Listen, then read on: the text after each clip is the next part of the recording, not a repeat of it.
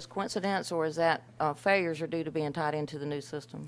No, they weren't failures. Typically, if you saw failures tying into the new system, it'd be at the end of the pipes where you're connecting, making your connections. That's not where we're seeing the failures. So you're saying it's They were- coincidence? They were farther up. Yes, they're Okay. coincidence. It is, 70, 80-year infrastructure, and it happens That's like that. why we're doing what we're doing. Yes.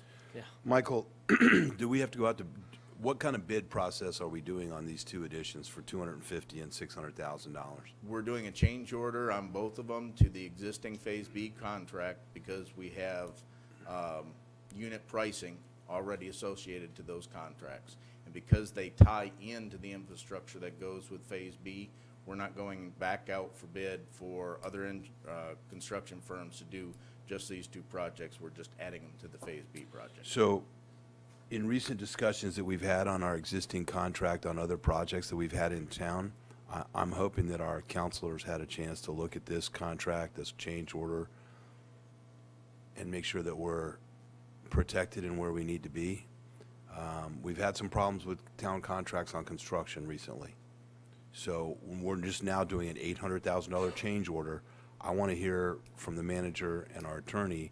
We've reviewed the documents. We're not going to have the same interfacing problems that we've had in reviewing the existing contract, because we might have unit pricing, but I've not heard of us doing a substantial number, an addition like this without a bid.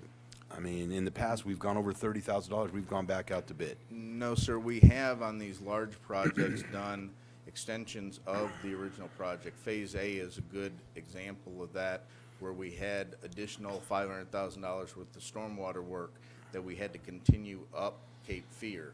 That wasn't done on a new bid process. That was a add-on to unit pricing for that contract. So I understand where you're coming from and the concern. At this point, the existing contract that we have does have components in it to go and utilize the unit pricing and to do those types of change orders as we go along with the project. All right? Ms. Fox, does that work for you on our current issues with our contract history we've had lately? I'm happy to look at the change order. You haven't seen it yet? I have not. Okay. Let's make sure, can we try and make sure that that happens so that we're not, Michael, Absolutely. let's make sure that Ms. Fox has a chance to look at that before we execute it, before we obligate the town to spend $800,000 on a change order. I think it would be prudent that we double check our contract. And that is the typical process. Once we go and educate council on it and the decision's made, then we go and do the paperwork. The other one is a more practical question then, Michael, how long is Harper going to be torn up? I mean, I've had a number of people, and I don't get a lot of calls on this project stuff because I don't live in that area, but I've had a number of people call me and say, number one, when's Cape Fear going to get our bike path? When's Cape Fear going to get the bike path? And the other is, how long is Harper going to be torn up? Let's see here. The schedule states from January through February. Looks like about a month, actually, for that section of 4. So you think within the next couple, well, it's already been torn up. I mean, it's been milled and it's not very passable now. So you're telling me it's going to be the middle of February. Right now, the schedule states that it'll be the beginning of February before everything is complete on Harper Avenue. Okay. Yes, sir. How does that tie into our streetscapes that we talked to a couple years ago? We had looked at redesigning Harper and parking in the middle and the island, and I know it's back on 3rd and 4th Street, but this, That actually, the streetscape is planned to go along with the Phase C project, not this project. So in this case, we're doing the improvements in the location that they already are, the infrastructure already is, and it won't negatively impact us doing a streetscape later. so again, to your very first point, we're not going to come back later and have to rip up the road and reshape it because we're adding parking in the middle, or we're doing away with the island along Harper, or we're changing the street lights. No, sir, you most definitely will have to go back and So wouldn't it be re-engineer prudent that. before we spend $800,000, or as we're doing that, to go ahead and finish up the streetscape and do it all at one time? We don't have that kind of time. We don't have that kind of time. We don't have that kind of time. Currently. Because what we don't, between now and February, we can't come up with a streetscape plan? Yes, sir. Well, Or the Why funds to not? go with it. that's a second question. Well, what kind of We time haven't- are you we talking haven't about? started even, we haven't even remotely come close to starting the planning phase for the streetscape aspect of this. It would be rather difficult to get enough input from the people that live on that street. But didn't we for do a streetscape plan a couple of years ago? Concept. for Harper. Concept. We don't have the No. engineering and design, which I'm guessing would be 3 months or more to get, 6 months perhaps, to get through that whole process and go into bidding and everything. So I think that's the, I think We what, can't leave it what you're torn up for that referring long. to is the concept plans that were shown at one point about either doing it as a divided median or parking in the center or parking on the sides, and those options. Those options have not been vetted with the public or with council, and they've also not been sent to the engineer to go and give us actual drawings and schematics for that. So I guess my question would be for the rest of council, how do you guys feel about accelerating that process so that we actually start looking? I mean, Well- it's almost $1 million that we're gonna move around and pay interest on to have to redig up, which is what we try We're not to talking do. about significant failure of the sewer system. And I don't live on Harper, but my imagination says that we need to help those people. And I'm not suggesting, Tom, that we delay the sewer project. I didn't suggest that. What I said is, what can we do to accelerate the road design and get that engineering done? We had road modeling plans done several years ago, concept plans, and they've been sitting there. I understand we have to do some engineering, but at some point, why can we not start to address that now so that it's a pretty quick come-along? Can we put this on our next workshop and you bring us all the information? That's 2 weeks. Yeah. You want to do that? Sure, you mean for a plan to move forward Oh, with just to look at streetscape? it, to see what you have available, what it's going to cost us, the difference if we do it now or do it later. I mean, this work was already planned for another phase. I certainly understand Steve's comments. If it wasn't an emergency job, if we wanted to leave Harper torn up for 4 to 6 months while we got engineering, even if we could accelerate that process, it's still going to be torn up unless there was some interim solution that some level of, first a base and a first layer of paving could go down and it would be acceptable for the next 4 or 5 months, then maybe that would be something. And maybe that's where I need to explain a little bit about what we're doing in that area.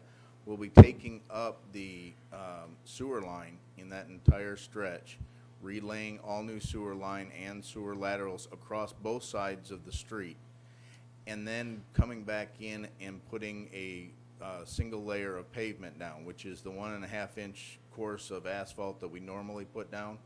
At that point, then we will have a road that is good enough for us to go and drive on. During that time, we can start immediately, if you'd like, on concepts and plans and things like that for the streetscape. And it would most likely fall into place just about the same time that we would go out for bid with the other Phase C parts of the project. I don't know what those timelines would look like. I haven't even talked to an engineer to go and get a time frame for So it. you're minimizing the cost of the pavement, so when you tear it up, you're, Basically, At we're least trying keep to it low. resolve the failure that we Right. have now It's and critical. still give us a drivable surface until Right. we can get to a final conclusion. I'm not going to comment on what we should do in the future, but I think we definitely need to get that 1.5-inch layer down and make that road passable, and then it's this pretty bad. new council can figure out, how to appropriate funds or accelerate the project or whatever, and it certainly sounds And reasonable. I can definitely bring back to council at the next workshop what the general parameters might look like for accelerating that streetscape project. Okay. So that was the first item. Only one other comment to Yes, sir. Steve's question about the contract, and town attorney can correct me if I'm wrong, but nothing's going to change about the contract. The contract, the change order is a function of the contract. So she can review the change order, which I would greatly appreciate, and make sure it's in line with the contract and our best interest, but we're not going to be able to change that contract until the next phase. So. That's right. The next item to update you on is Dow Road speed limits. Over this past month, we've had quite a bit of interest in Dow Road speed limits. Part of this stemmed from several months ago when council approved changes to the golf cart ordinance and the rules and regulations. One of the things that we recognized in those conversations was the orange area up to the north on Lake Park Boulevard here is a 45-mile-an-hour speed limit. And thus the people that are in Portside neighborhood here cannot legally use a golf cart to get out onto Lake Park and to go down to another section that is legal for them to be in without illegally driving on Lake Park because it's 45 miles an hour. So what the conclusion was at that time is council asked us to talk to NCDOT and ask them to do a traffic study on the speed limit for that area. At the same time, we asked them to do a review of the speed limit from Lake Park at Dow down to Harper. That too is currently 45 miles an hour. So we asked them to do a speed study on that segment and determine if that could be reduced to 35, thus making it so any of these areas that are north of town could transverse the town legally on a golf cart and not have any difficulties with that. Along with that, the third item that we requested from DOT is that they look at the entrance to the state park. We have a lot of traffic congestion on Dow Road going into the state park. That area is has no turn lanes, and we were requesting that they look at right and left turn lanes into the state park area. Basically on October 27th, they came back, the NCDOT came back with a recommendation, and they said that basically the area up in Lake Park between the Food Lion and Town Hall does not warrant having the speed limit reduced. That is by their statistical analysis of the volume of traffic and the speeds that are conducted in that area. For instance, this is the speed, 51 miles an hour, that they typically saw when they were studying that section of road, that people were going 51 miles an hour in a 45 miles an hour zone. So they don't recommend that that be reduced down to 35. However, they have said that as long as the council adopts a resolution requesting that that reduction be made and that the town will continue to enforce speed limit rules, that they will concur with the town's wishes and change that to 35 miles an hour.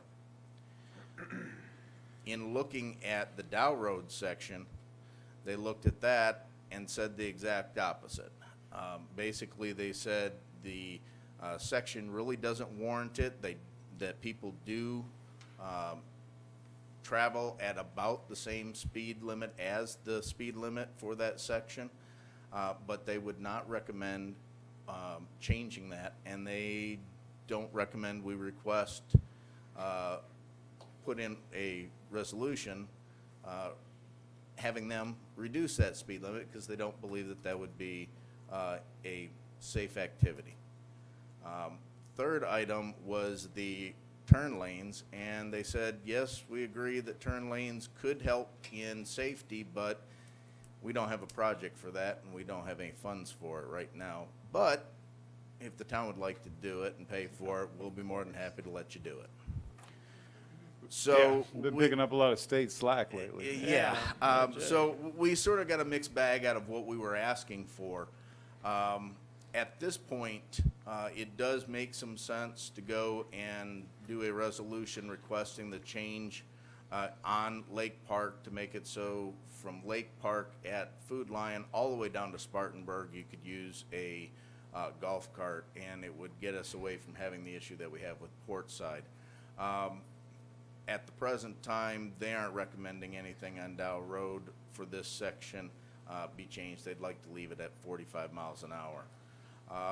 The other item that came up at the same time, right around the same time that we were getting this information from the state, was that we had a town resident who had sent in a request to NCDOT to study the speed limit on all of Dow Road. They reviewed the speed limit for all of Dow Road and came back and suggested that the speed limit could be reduced from 55 miles an hour to 45 miles an hour between Harper and Carolina Beach town limits, and then farther south through Curry Beach. But after a little bit of discussion on why the towns were not consulted on this issue, they've decided to ask for a resolution of support before they do anything. So basically, the NCDOT would like to reduce the speed to 45 miles an hour, but they will defer to council. If council wants to approve a resolution supporting that, then they'll make the change. If council doesn't want to, they won't make the change. And that Well- was a lot of things going all together and just stemming from our study of the issues dealing with golf carts.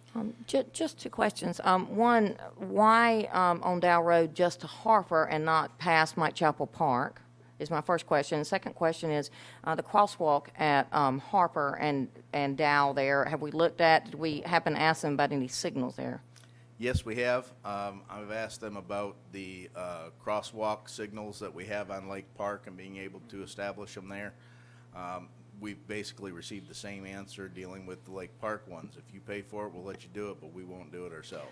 Well, and So that's one area where I think in the future, yes, we could well, obligate that funds to do connectivity, if that. we're going to come off of that trail from the State Park and go into Mike Chapel, we're going to have a crosswalk. Certainly, and I think that that would be a perfect time to go and make those changes when you extend that trail up there. Right, I would think you would need one on Ocean where it crosses there.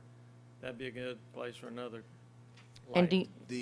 The only reason why I don't think that the one at Ocean would be practical is because there are no sidewalks Yeah, where are you or gonna go with it? crossings There's no to connectivity. get you I'm to just or talking from about that. Now, when people- granted, when people leave the eastern part of Ocean, some of them are, it's like there's a fire behind them. They just fly down that road, and, by the time they get to where our crossing for the trail's gonna go, the Greenway, they're not gonna be going slow. I'm sorry, I see what you're saying. Yes, with the Island Greenway. Well, Island where- Greenway is where I'm talking about. I'm not Yes, talking I'm about sorry. no. On the Island Greenway, when we go and cross Spartanburg and when we cross Sumter and Yeah. Ocean, we will have crosswalks there, and they will be signalized. So, for what it's worth, That's Michael, good. I'm not a fan of reducing the speed limit on Dow in either case, either for the golf carts at the front section or all the way down. And I don't have a problem with the 35-mile reduction from the beginning of the bridge over. Thought about that a lot, and how our traffic flows during not busy seasons and busy seasons. When we're not busy, I don't think it's going to hurt us at all. It's just going to slow that traffic down a little earlier. And when we are busy, traffic's already backed up, is bumper to bumper, so it's already going slower than 35. So I don't know that it would, I don't see the downside. And if it helps mobility around town, something I would be fine with. And that was the point from the map. Are they talking about being able to do it at the north end of the bridge before they come across? They're suggesting that it start at the intersection light with Food Lion and Access Road. Okay. That would be where the 35-mile-an-hour would start going south. I was kind of interested on the beginning because when they come flying over that hill, a lot of times if the traffic's backed up, they can't stop. And we they asked, don't. about that, and that was one area that they didn't believe that it warranted and didn't recommend that we make a change, and that is on the actual We can bridge include, itself. I don't know when the resolution would be ready, but if that's what council wants to do, we can include that, I'm sure. It seems to me it'd be a more natural place when you're entering the bridge. It's a psychological barrier that would be the place that Yeah. you would slow down and not, it just doesn't make any sense to come across there at 45, 50 miles an hour, and then if the light's green, plow right through it. So just, Now, our Yeah. traffic study does not include that section, or does it? We asked them to include it, and they did that entire orange section or yellow section, all the way from Snow's Cut down to the point where it connects with Dow Road.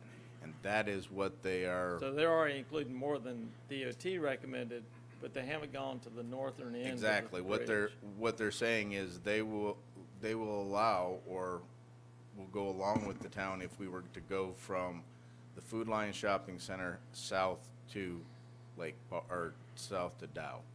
Now, we can always ask them for additional clarification and have them come in and talk to council about that. At this point, there's really no rush. We requested we're the not in the study, season now. and the council can go into the discussion with them and try and get a resolution prepared maybe in the January timeframe, and that may give us Right. enough time to get information back. Well, I agree with that. I'm okay with 35, like we discussed, by Food Lion, but I think we probably need to have some joint discussions with our partners at Curry Beach before we would do anything on Dow Road. So maybe that's something we could set up and have DOT present to all of us at the same time. I'm sure we could. Any other questions on this? No.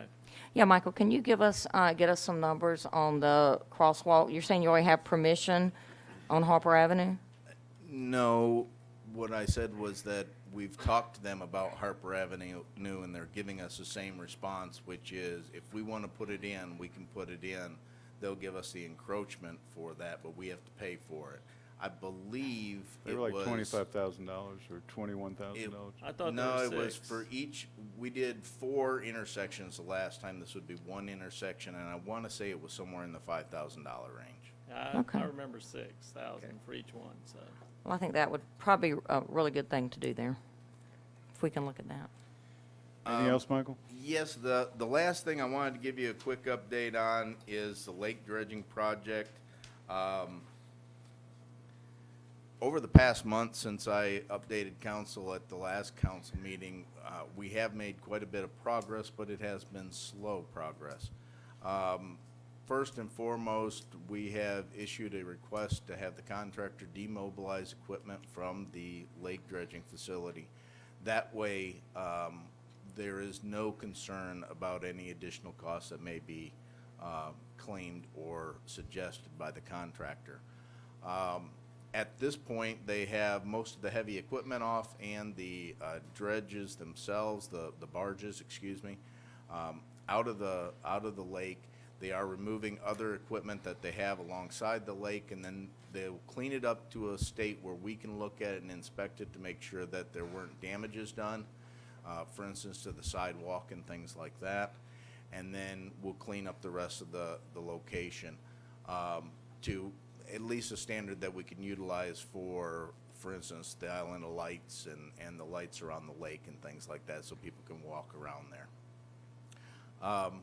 On top of that, we're kind of expecting that that'll take probably till the end of the month to go and have that all completed and finalized, to have them remove everything and clean it back up again.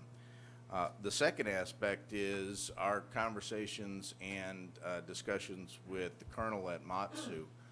Basically, October 30th, the mayor and Councilman Deitch and I met with the colonel and several of his staff, rode the property at the wastewater treatment plant and discussed various options that were out there. We were basically talking through in a very polite, open, and honest manner. It was a very good conversation.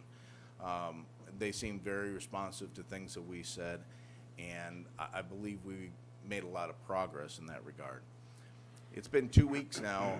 What I was hoping for is to receive a letter stipulating what things that they would agree to or not agree to for that particular project, meaning the waste material or the spoils material on that property. I haven't received a written notice of that yet. I have had multiple conversations with the Matsu staff and have a general feeling on the verbal confirmation of what they're talking about. But at this point, I'm a little bit reluctant to go and say what those verbal things are because they may change their mind. And I would hate to go and tell you one thing and then 2 days later get a written document that tells you something different. So I'm still waiting for the written documentation on that, and also what steps we would have to follow through to go and complete those changes to that facility. To go along with that, we did go and have a third set of environmental studies done on the lake and around the Matsu property, bless you, and around the lake itself. Our previous two studies did not establish a baseline for contaminants or chemicals in the soil around the lake in general. So we didn't have a baseline to say that there is nothing over here and yes, there is something in the lake. So we wanted to go one step farther, do a baseline on the property surrounding both locations, the disposal location and the lake itself, test the actual water quality of the water in the lake, which we did not do previously, and the groundwater below and around the lake and around the Matsu facility, along with the soils that we took out of the lake and the soils that are still in the lake. So we expanded our search in order to go and try and get a finer degree of information that we could look at and give to regulators on what we could do with the spoils. Basically, what came back was that the baseline for the area outside of the lake and Matsu contains no arsenic. The water in the lake itself contains no arsenic. The groundwater under and around the lake and Matsu contains no arsenic. And the soil that we just took out of the lake and put onto the Matsu property contains no arsenic. All good news. What we found is that we did confirm that there is arsenic left in the material that is in the lake. Not exactly the pinpoint precision of exactly where the line of demarcation is, but we do know that out of 6 samples that were taken, 3 of them had hits of arsenic, 2 of them above the the commercial and industrial level. Now, the next step in this process is to go and test to define exactly where that is and determine how much material that may provide. And then determine, can we do other dredging in that area but not disturb that soil? Or if we do take out that soil, where can we put it? We've had several conversations with the Division of Solid Waste Management, the Department of Water Quality, Corps of Engineers, erosion control, all to try and determine exactly what or what cannot be done with the material and where it could or could not go. At this point, our permit says that we can place it anywhere, but that doesn't necessarily mean that you have all the permits that you have to on a specific site to contain that. So that's sort of our next step in this gathering of information so that council can make a good, solid decision on where to go from this point forward, is get that information and provide it to you. Our suggestion is that we're going to try and get as much of that information and the detail as we can by your November 28th workshop, and that we would do the workshop specifically on that lake dredging project with that information available. I would suggest that you contact the soils engineer that did the testing and have him available Yes. To answer Yeah. council's questions, because I have a lot of questions. Right, Michael, we talked about that. We're going to have the soil scientists there. We've had 3 soil scientists look at this property years ago, not too long ago, and just again recently. That's correct. And we got different reports from all 3 of them. So to say that there's no arsenic in this ground when one of the other reports said there was, and then to tell us that all the dirt we took out had no arsenic, but we still have arsenic in the soil, tells me that we were the luckiest at how we dredged that soil. We managed to pull out just the material with arsenic in it, according to what you just presented on those soil. So we got to hear from the soil scientists and need to understand. One of the questions I ask you is make sure they can give us mitigation techniques for materials they found in it. and to identify, I know you focused on arsenic because you said the one report revealed, the second report revealed that we had arsenic at Matsu and we had arsenic left in the lake. The third report says we have none at Matsu, but you focused on arsenic. Want to make sure that we're not talking about other things that are in that report at And- levels. And I completely understand and fully expect to have the soil scientists here to answer your questions because I know I How long have we can't. had those test results? Week? Have you sent them to council? No, I have not sent them the test test I think we results should. yet. Most definitely I should. The test results, we've had, a week? Yeah. The most latest. The latest ones test results. That latest came in. Didn't you have them before you met with the colonel? No. No. You had, We did we had- do a fourth test then? No. What I ended up communicating with the colonel about was what I was told was coming out of the report. I didn't get the report until after that.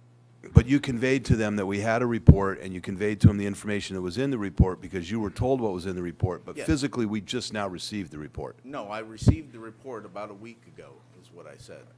Okay. Please get a copy of that report to council. Of course. And, you know, both Steve and I, and perhaps some of the other council members, asked you questions about that soils engineering. You probably still remember my questions. I won't repeat them here. If you need me to, I'll send you an email. But I would like you to prep the soils engineer on those questions, so when he comes, he's got that information available and can have a meaningful discussion.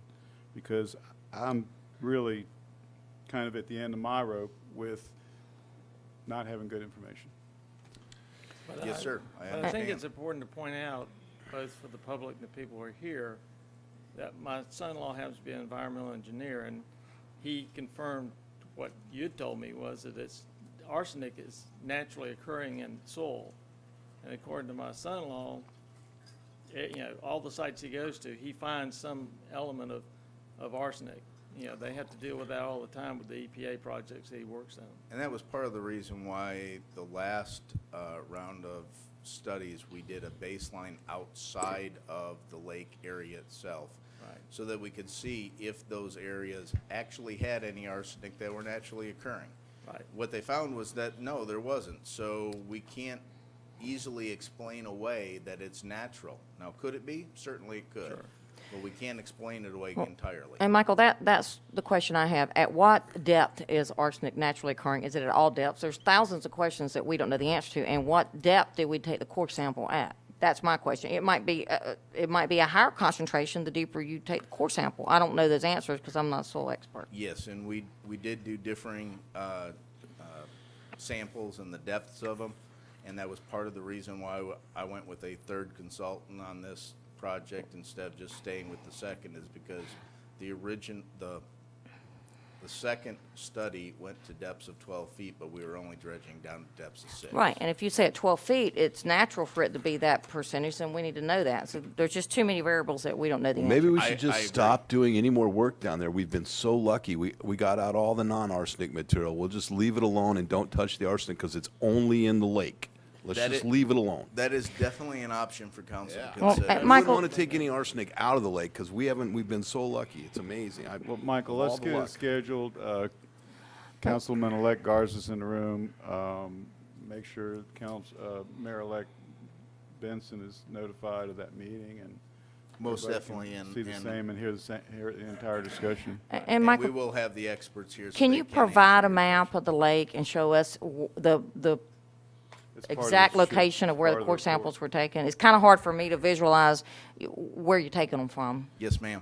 Thanks. No problem. Anything else, Michael? No, sir, I think that's enough. I think so too.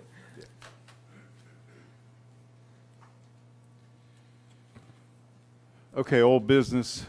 First item on old business is special we need events. I'm special sorry. events, Let's yeah. do special events. And welcome back, Brenda. Welcome back, Brenda. Anxious to get to the next segment, but go ahead.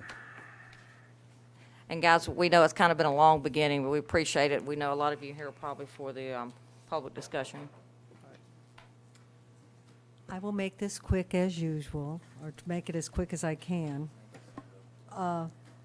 Mayor Pro Temp Council, I'm very happy to be back and standing here today, so We're I've happy to missed see you We're back, happy to Brenda. see We've you. missed you too. And thank you for being out there for the event all weekend. You're welcome. Appreciate that. You're welcome. Okay, November approved events are the Artistry and Jazz Band. That's Friday, the 24th at the Boardwalk from 7 to 9. And of course, our Christmas events are coming up. Christmas by the Sea Light Up is Friday, the 24th at the Boardwalk at 7:30. Christmas by the Sea, Friday, the 24th and Saturday, the 25th. That's just a continuation of the Christmas by the Sea. We light it up on the 24th. And then the 24th and 25th is when it's open. So that's from 6:30 to 8:30. Island of Lights is Friday the 24th at the lake. And that is also a light up. And the light up, I have been told, will happen promptly at 7 p.m. Brenda, before you move on. Yes, sir. November, the Artistry and Jazz Band, that's part of the Christmas by the Sea opening. Yes, sir. I didn't realize they were going to play that long, but if they're going to play that long, no one's talked about setting out the seating.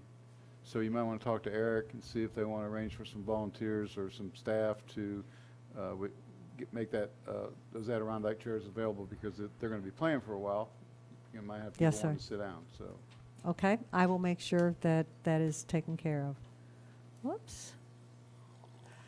December approved events is Christmas by the Sea, Saturday the 2nd, 9th, 16th. Those are the Saturdays that they will have activities out at the Boardwalk from 6:30 to 8:30. The Christmas Parade is Friday the 1st from 6 to 9. The Flotilla is Saturday the 2nd at the Marina.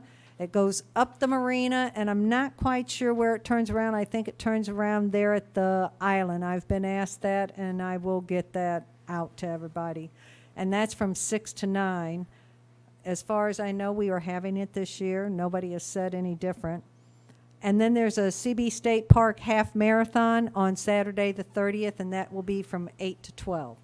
And then, of course, we have Christmas and our Thanksgiving. And if you have any questions on any events at all, you can call me or email me, and I'll be more than happy to fill you in on any events that are happening. thank you, Brenda, and welcome back. Thank you. Glad to see It you. is very good to be back. All right, now we'll do old business. First item on old business is consider adoption of budget ordinances for North End Water and Sewer Project.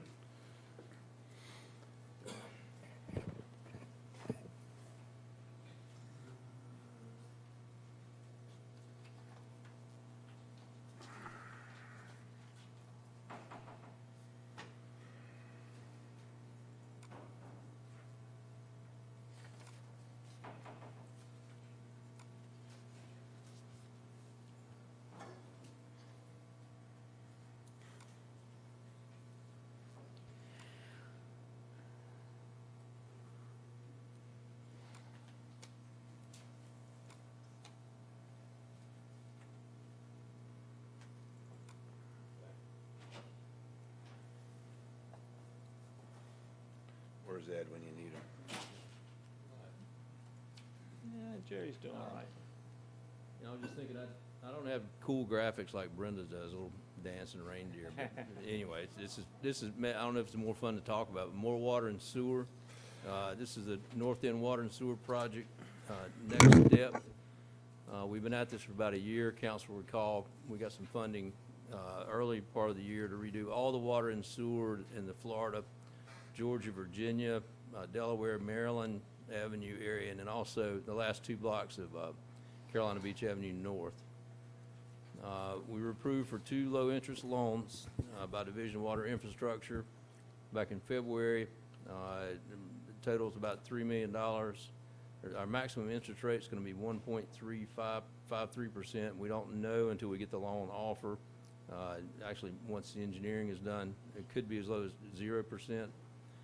Back in March, we appropriated funds for to do the preliminary engineering report for $38,000. That report is done now, and it's been approved by the state. So our next step is to complete the engineering, the final bid and design package. So to accomplish that, and we've got in your packet, keep in mind there's separate loans for the water versus the sewer. So you got 2 loan offers. So you got 2 engineers' proposals. You got 2 Budget ordinance amendments, there's two of everything because it's separate packages. Those estimates, $164,000 for water, $215,000 for sewer. Those fees are identical to what was reflected in our application packet last year that were approved by the state. So those are not new numbers or anything. Those were, have already been reviewed by the state and approved. Now, we are responsible for those design fees until we get a final loan contract approved by the local government commission, and that's probably gonna be next fall. So we're having to roll with the expenses at this point, but, to keep moving forward, request approval of budget ordinance 17-1065 for water, budget ordinance 17-1066 for, sewer, and then we have an additional resolution 17-2168, which is a reimbursement resolution. It's for, it demonstrates our intent to reimburse project expenditures from the utility fund proceeds, and that's what the two budget ordinances do. So, anyway, be happy to answer any questions. Questions for Jerry? No, I'd make a motion to approve budget ordinance 17-1065 and budget order number 17-1066 for the North End Water and Sewer Project for design services. You want to handle the resolution with that or Yeah. separate? The motion's for both ordinances, and then the resolution would be a second motion All right. Motion on the floor. for the two budget ordinances. Less any 17 discussion? All in favor? Aye. Aye. I'd make a motion to approve resolution number 17-2168, reimbursement resolution of intent to reimburse project expenditures from utility fund proceeds. Motion on the floor. Any discussion? Good job, Jerry. Thank you. All in Staff. favor? Good. Thank you. Aye. Aye. Very good. Thank you, Jerry. Thank you. Thanks. Is that going to handle the North End flooding too, Jerry? Of course. Just checking. In that engineering design? Take care of all of that. Oh, there you go. Never flood again. Next item on the agenda is consider award of construction contract for the Island Greenway project. Okay. Doing that one, Jerry? It's a pretty historic moment here for the Greenway project. We've been at it for a few years. Drum roll. That's the plan. Just to go over to make sure everybody's up, the Island Greenway is 1.2 miles of 10-foot paved multi-use path beginning at Mike Chapel Park and going through the Matsu buffer for 1.2 miles to Alabama Avenue. Recall last month, we pick up where we left off, we adopted a resolution in support of awarding the bid to the low bidder Civil Works Contracting pending concurrence with DOT. DOT has concurred, and so we're clear to go ahead and award the contract. And I attached that letter, the engineer's letter of recommendation to bid tab. Contract value, according to the engineers, $944,345.85. And his recommendation was to enter into negotiations with Civil Works, and upon the successful negotiation, award the contract.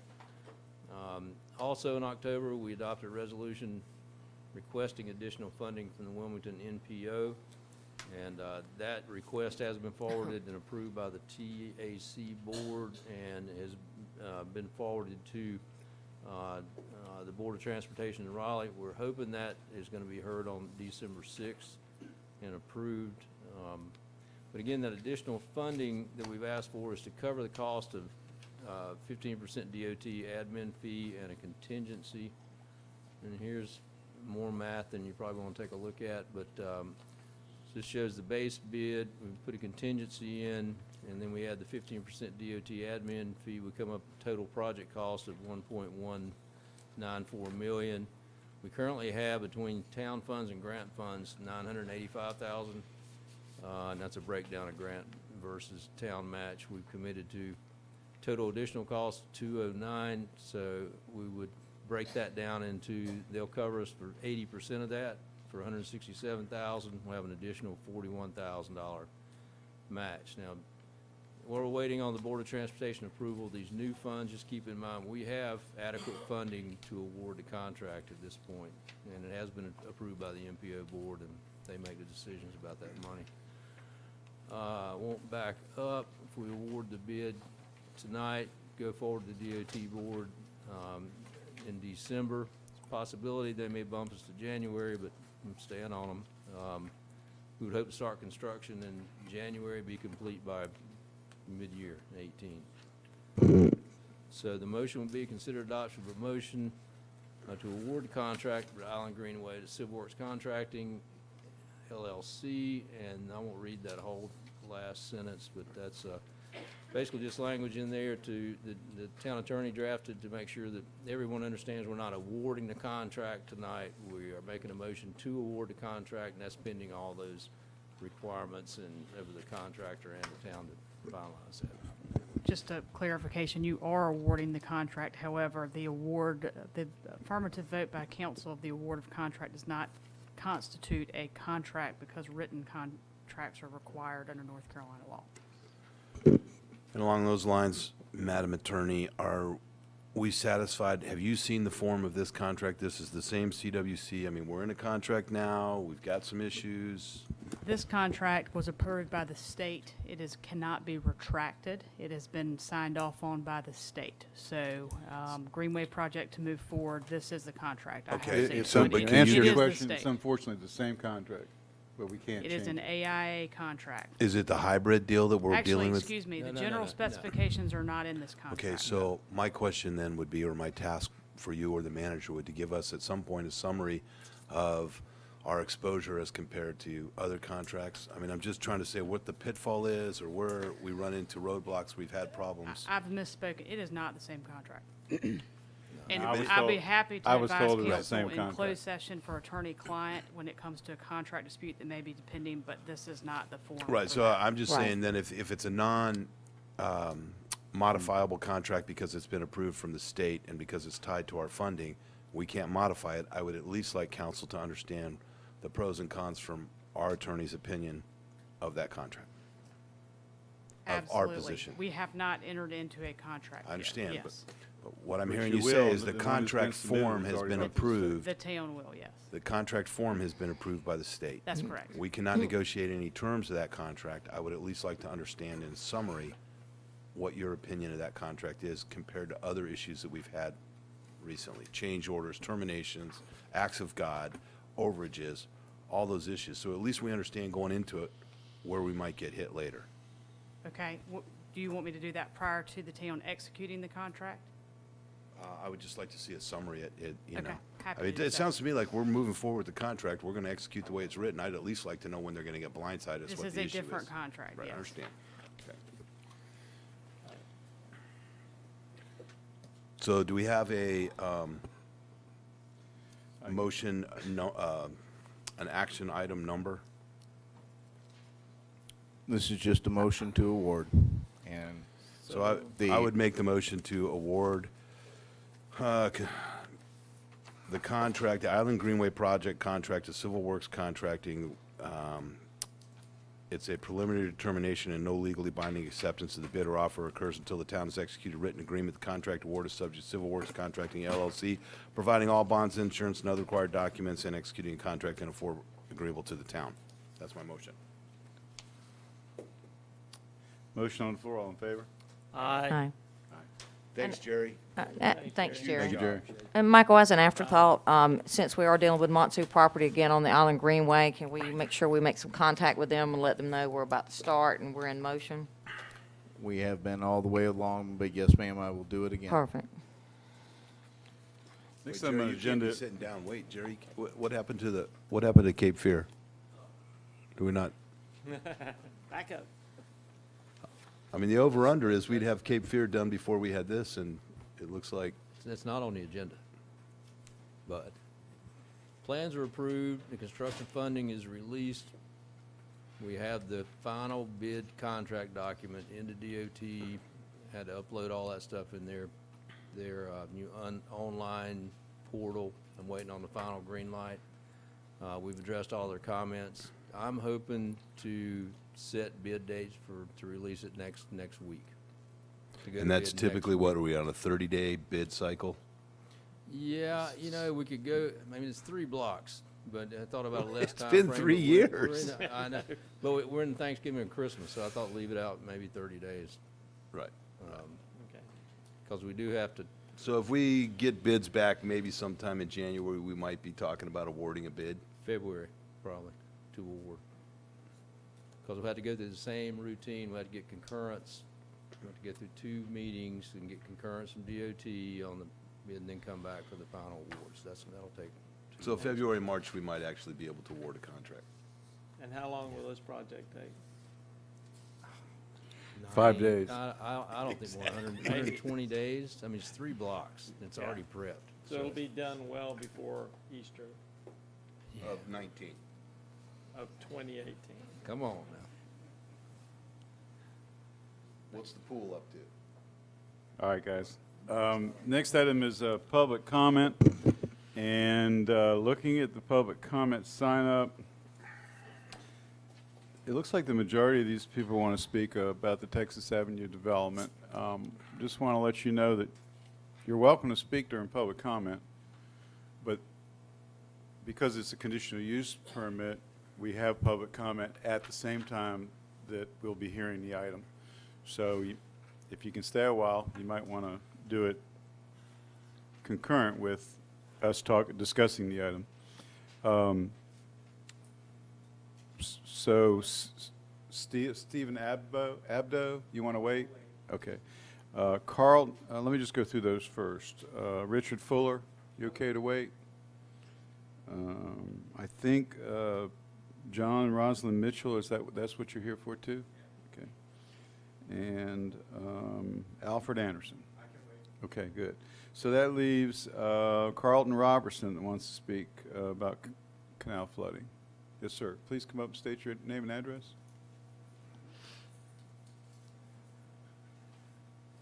And then there was James Say that's on the bottom. Okay. Mr. Mayor, members of the council, my name is Carlton Robertson. I own property at 909 Canal Drive in Ham for 17 years. I'm joined by Judy Memory, and she owns 913 just down the street from me. As all of you are aware, Canal Drive has for years suffered chronic flooding nearly all the time, and in my opinion, it's getting worse. Chronic flooding to me is when the high tide or surge tides that do not breach the bulkhead yet flood Canal Drive. The reason it happens is because some of the storm drains are lower than the level of the tide in the canal. So when that tide goes high, it goes surge, but even though it's below the bulkhead, it still pours up out of the drains in the streets. The duck bills that have been tried, there's been a couple of them in my yard, neither of them work, nor did any of the ones all around me. So what I proposed, and I was at the planning meeting here a week or so ago, and Mr. Bridges was there. What? Operations Committee. Operations Committee. Right.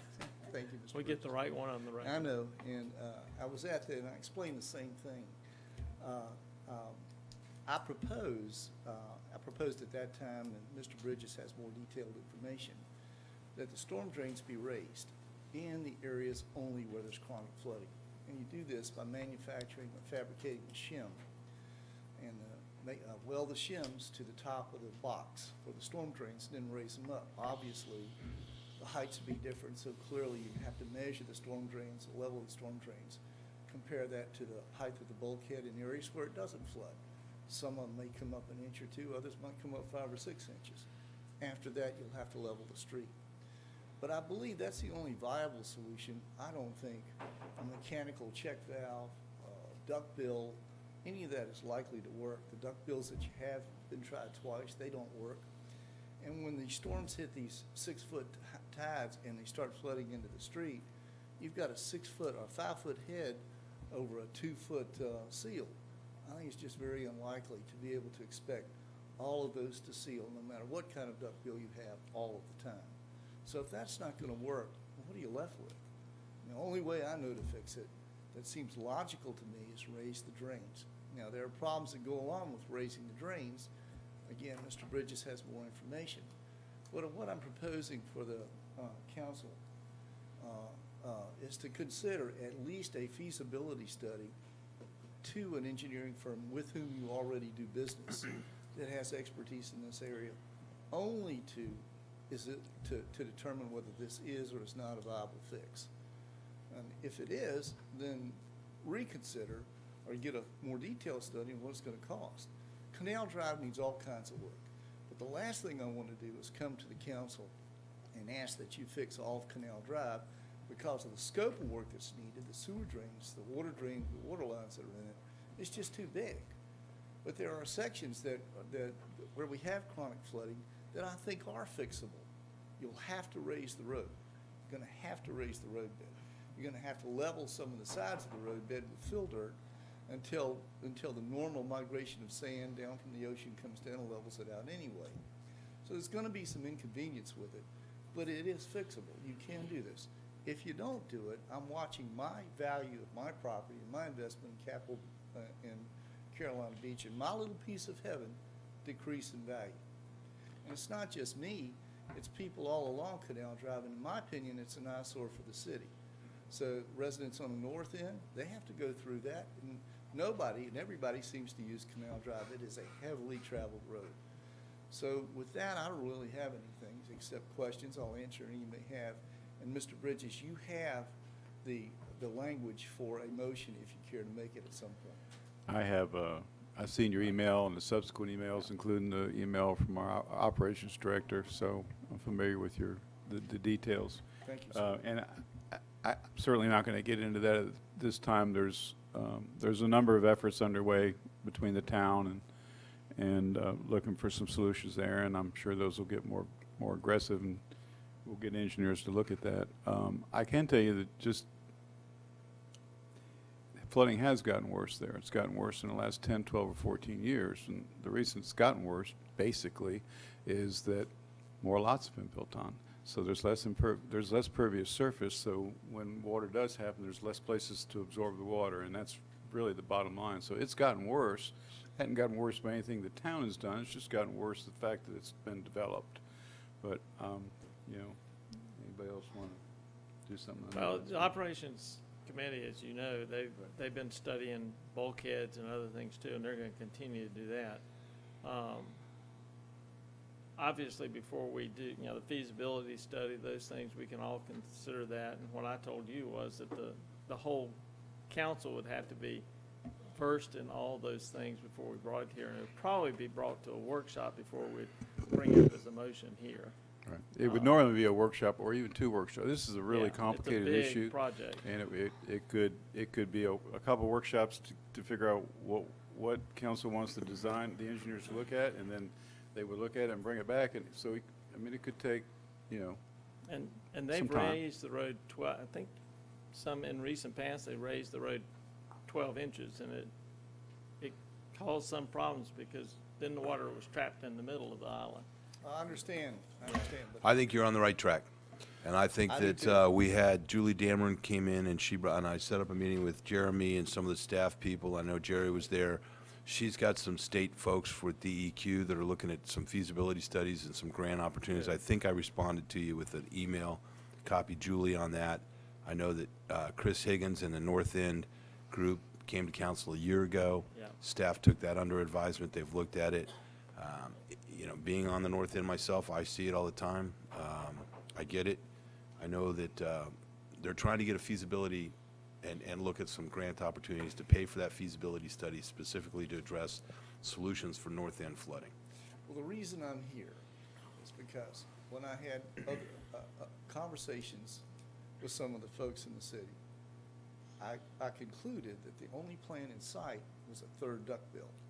I don't believe any of them are going to work, or any kind of check valve's going to work.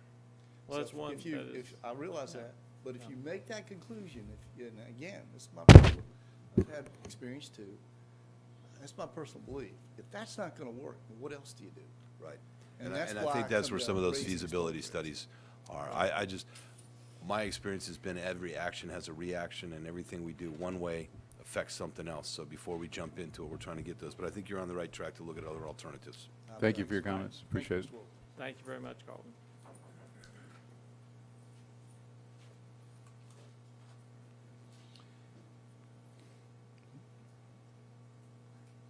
So the next item on the agenda is the public hearing. for a conditional use permit for a 7-unit planned unit development, Texas Avenue.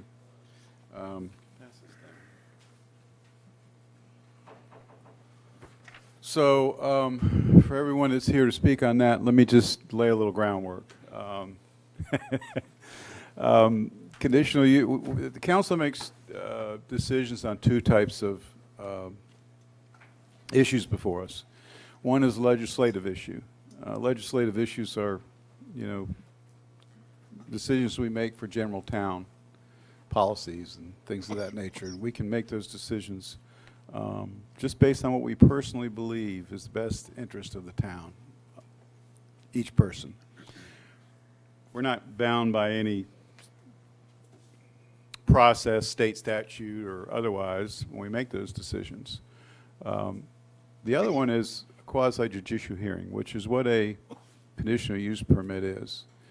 And they're quite different. When we're hearing a CUP, it's very much like a court of law, where the judge sits and counsels present relevant, competent material and information for the judge to make a decision on. It's very much like that. We have very specific guidelines we have to follow. We can't approve or deny something based on emotion. We can't approve or deny it without some reasonable basis. You're welcome to stand here and tell us that you're here representing 20 people in your condominium, but the law doesn't allow us to consider anything but comments from people before us. You've got to be able to be cross-examined in order to be able to have us consider those things. So there's a lot more to it, but I just want to let you know that these are sometimes not as easy as people think they are because of the guidelines that we need to follow. With that, Madam Attorney, would you like to add to that? I was just going to add one thing, Mayor. There is a state statute 168-393 that specifically excludes as competent evidence layperson testimony about certain things. One is the use of property in a particular way which would affect the value of the property. 2 is an increase in traffic that might result from the potential development. And then 3 would be any other matter that expert testimony would be required. And I just state those again since it's been a while since we had a So what the CUP. attorney's basically saying is you can stand up and say, this is going to hurt the value of my property, but that's not material and competent evidence that we can consider under state statute. So if you have an appraiser that stands up and says that, that's a Unless you're an expert. that's an expert. So there's some things that we have to hear from an expert on because we're not experts in those categories, including traffic. And if we make decisions for the wrong reasons, it'll be appealed and we'll most likely lose the appeal. So we have to follow the guidelines. So with that, normally what we do is staff will do a presentation. We will ask the applicant to do their presentation, and then we'll open it up for public comment, and the applicant will have the ability to address anything afterwards they heard in public comment. So, Jeremy? Mr. Mayor, anyone who's wanting to speak on this item, they need to be That's sworn right. in. How many, can you raise your hands? How many people want to speak on this item? Okay, so we're going to ask you to all come forward and be sworn in. And I'm also going to say that we're going to limit, we're going to limit it to 5 minutes. If you can do it in less, we'd appreciate it. We would also appreciate that if someone before you says something, that you don't repeat it over and over again, that we can kind of get all the information out there in as short a time as possible.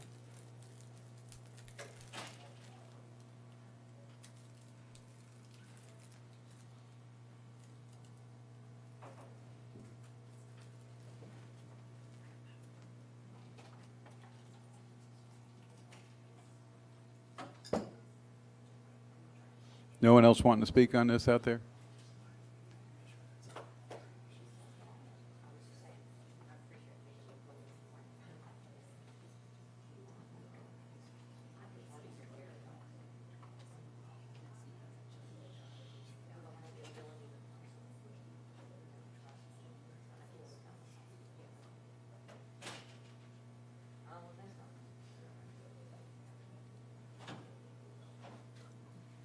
no quorum.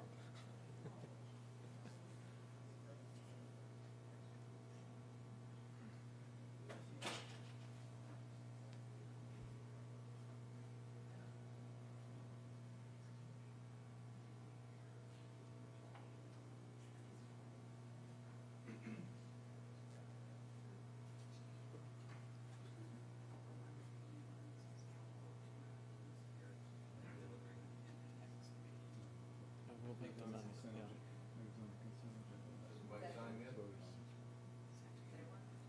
Yeah. That's part of the hearing itself. We have to do it during the open, we have to do it. Oh, we could always hold the hearing open and not make a decision, but there had to be a good reason for that. Yeah. It'd be part of what, what you might say when you get up to speak. Okay, just one more side note, folks. Kind of the way council handles this is that staff's going to give a presentation. We're going to listen to that presentation. If we have any questions about that presentation, we'll ask them. But we're not offering any opinion at this point in time. Before the public hearing, we want to hear the applicant and we want to hear the public before we have any discussion and offer any comments. Go ahead, Jeremy. Mayor, council, good evening. This is a conditional use permit for a 7-unit plan unit development on a vacant oceanfront lot at 2 and 4 Texas Avenue. Here's some renderings. There's will be the single-family home will be 3 stories, and the 2 townhome units will be 2-story on pilings. Here's just to give you a brief history of what the lot looked like prior to 2006. There were 4 buildings on there with a total of 6 units. It currently had, or it did have 3 driveway cuts off of Texas Avenue on the north side, as well as a driveway cut on Lake Park Boulevard. Since that time, or in 2006, they were 3 houses were moved and 1 was demolished. 2 of them actually are still on the island, the homes that were there off of Blanche Avenue. The existing conditions of that property, there's currently a 10-foot access easement leading up to Texas Avenue, which was a separate lot that did, until last year, did have a home on there. The lot is a total of 30,000 square feet for both of the properties.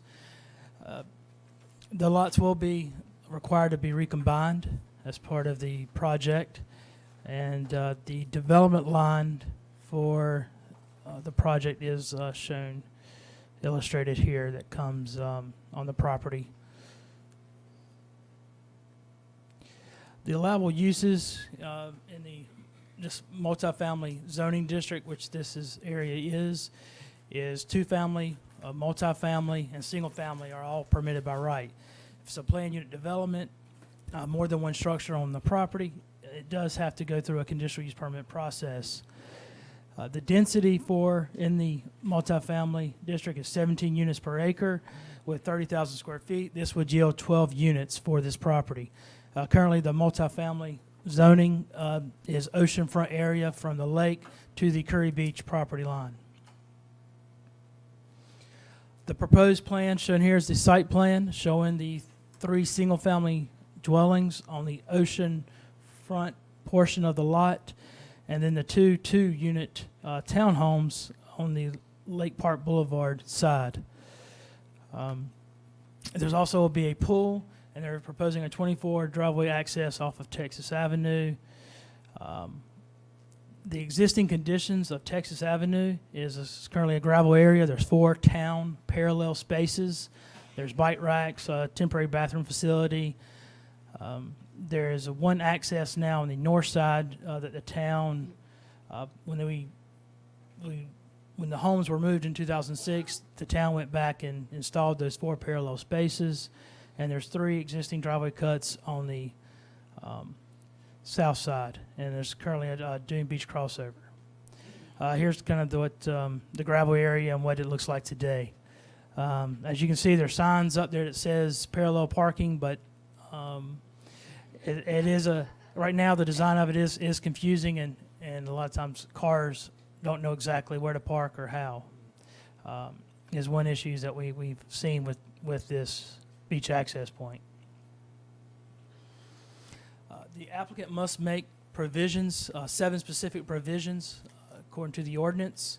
One is for ingress and egress of property, and automotive and pedestrian safety and convenience, traffic flow, and access in case of fire.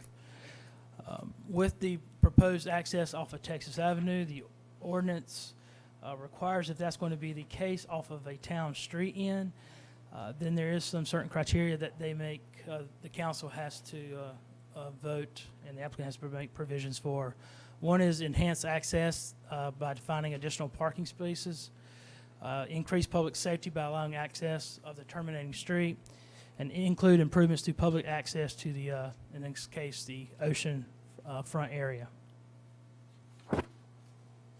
Jeremy, I'm a little confused on your last comment. Could you back up? You said council has to do what here?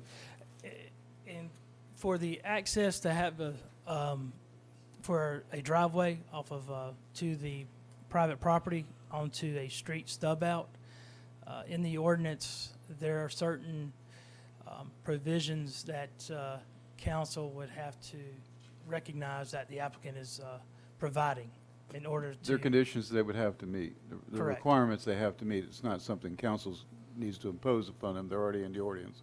They're already in the ordinance. Okay. It's just, and then the applicant's saying, this is what I'm providing Okay. for as a public improvement. And what those improvements are is paving Texas Avenue, providing 4 90-degree parking spaces and doing away with the parallel, so you have adequate maneuvering and a 24 drive aisle access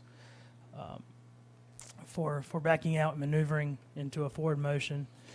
There will be 1 handicap accessible ADA with a van accessible, and also including a ramp going up to the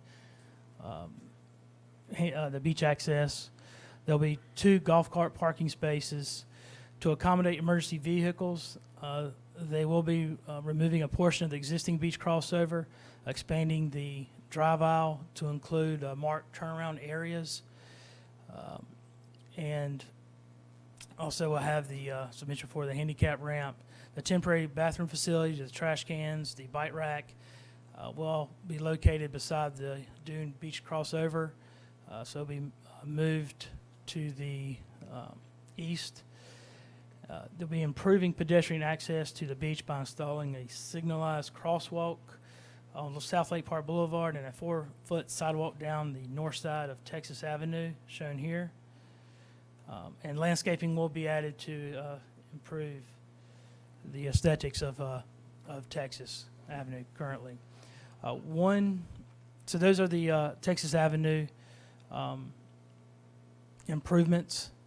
And the signalized crosswalk will be similar to, with town approval, to what we have on Atlanta, kind of with the flashing. Provisions for off-street parking. The townhomes are 4 bedrooms, and the single-family are 6 bedrooms. So this equals to 4 spaces, or they're providing 4 parking spaces per unit. So a total of 28 parking spaces they'll be providing for. The applicant is proposing rollaway trash containers, utilities in this area. They will be installing a new fire hydrant on the Texas Avenue side, or on the property side, east side of South Lake Park Boulevard. They will be paying a stormwater development fee according to our new stormwater ordinance that we adopted. And they'll be providing storm drains at the intersection of Texas and South Lake Park Boulevard. And drainage will be diverted down in this section in the middle of Texas Avenue into a drop inlet. And they'll be providing a concrete apron to help with the standing of water in this area. They will be providing a 10-foot landscape buffer. The applicant is asking a waiver to that requirement where the pool is going to be located adjacent to Texas Avenue in this area for the 10-foot, but adjacent to the residential structures, they will have the 10-foot set landscape buffer. They are proposing a subdivision sign within What their kind of property. relief- What kind of relief are they asking for on that? Currently, a project with 7 units does require a 10-foot landscape buffer. So Well- it's just a section where the pool is going, They just want to eliminate the landscaping on that portion? Correct. Okay. adjacent to Texas Avenue. The required yards and open space, they are meeting all the setback requirements and lot coverage, except for on the side yard where Texas Avenue is, where the house, single-family house sits adjacent to Texas Avenue, is a corner. This is considered a corner lot because it's adjacent to a town right-of-way, even though it's not a through street. And the setback for corner lots is 12.5, and they're proposing 10.47. So they are asking some relief. And the plan unit development guidelines does offer some relief in innovation of design and flexibility with standards. Some of the adjacent uses that on Texas Avenue, across the street is a 25-unit condo building, Casa de Playa. On Texas Avenue, there's a oceanfront, a single-family home, and then there's an easement to another single-family home accessing Texas Avenue. There's a 4-unit condo also on Texas Avenue. There is a single-family home on the north side of the property off of South Lake Park Boulevard, and on the south side of South Lake Park Boulevard, there's a 4-unit building. Also on the corner of the Texas Avenue and South Lake Park Boulevard, there is a parking lot that services Atlantic Towers, which is a 50-unit multifamily building. The land use plan states, it must meet the ordinances and long-range plans and policies, and that it must be in general conformity with the plan. The future characteristics of this area is a continued multifamily use with also the allowance of single-family and duplex units with the 17 units per acre as it is consistent with the ordinance and the land use plan. Before you is the action along with the specific standards. You have general conditions for approval. It's based off the findings of fact, and also any reason of denial would have to be based off that criteria. With the approval statement, they're asking for a waiver of the corner setback from 12.5 to that 10.47, and a waiver of landscaping buffer on the south side of the pool. P&Z did recommend approval of the project. One thing I did want to mention that when P&Z saw this, there was they voted for a sidewalk along South Lake Park Boulevard, a 4-foot. With conversations with DOT, the sidewalk was proposed in the existing right-of-way, which is from the edge of the pavement is 10 foot to the property line. DOT either requires a curb to put a sidewalk, or you have to have 10 feet of green area before you have that sidewalk. That puts you on the applicant's property. So in lieu of that requirement, it's not feasible to put just a curb in this area for just the length of this property, because there is no curb or gutter in this area. So one thing that the applicant, as I mentioned before, with council's approval, is to have this intersection at Texas and South Lake Park Boulevard, to put in that crosswalk and have it signalized in lieu of that. And that's something that the applicant would like to ask. And I'll answer any questions that you may have.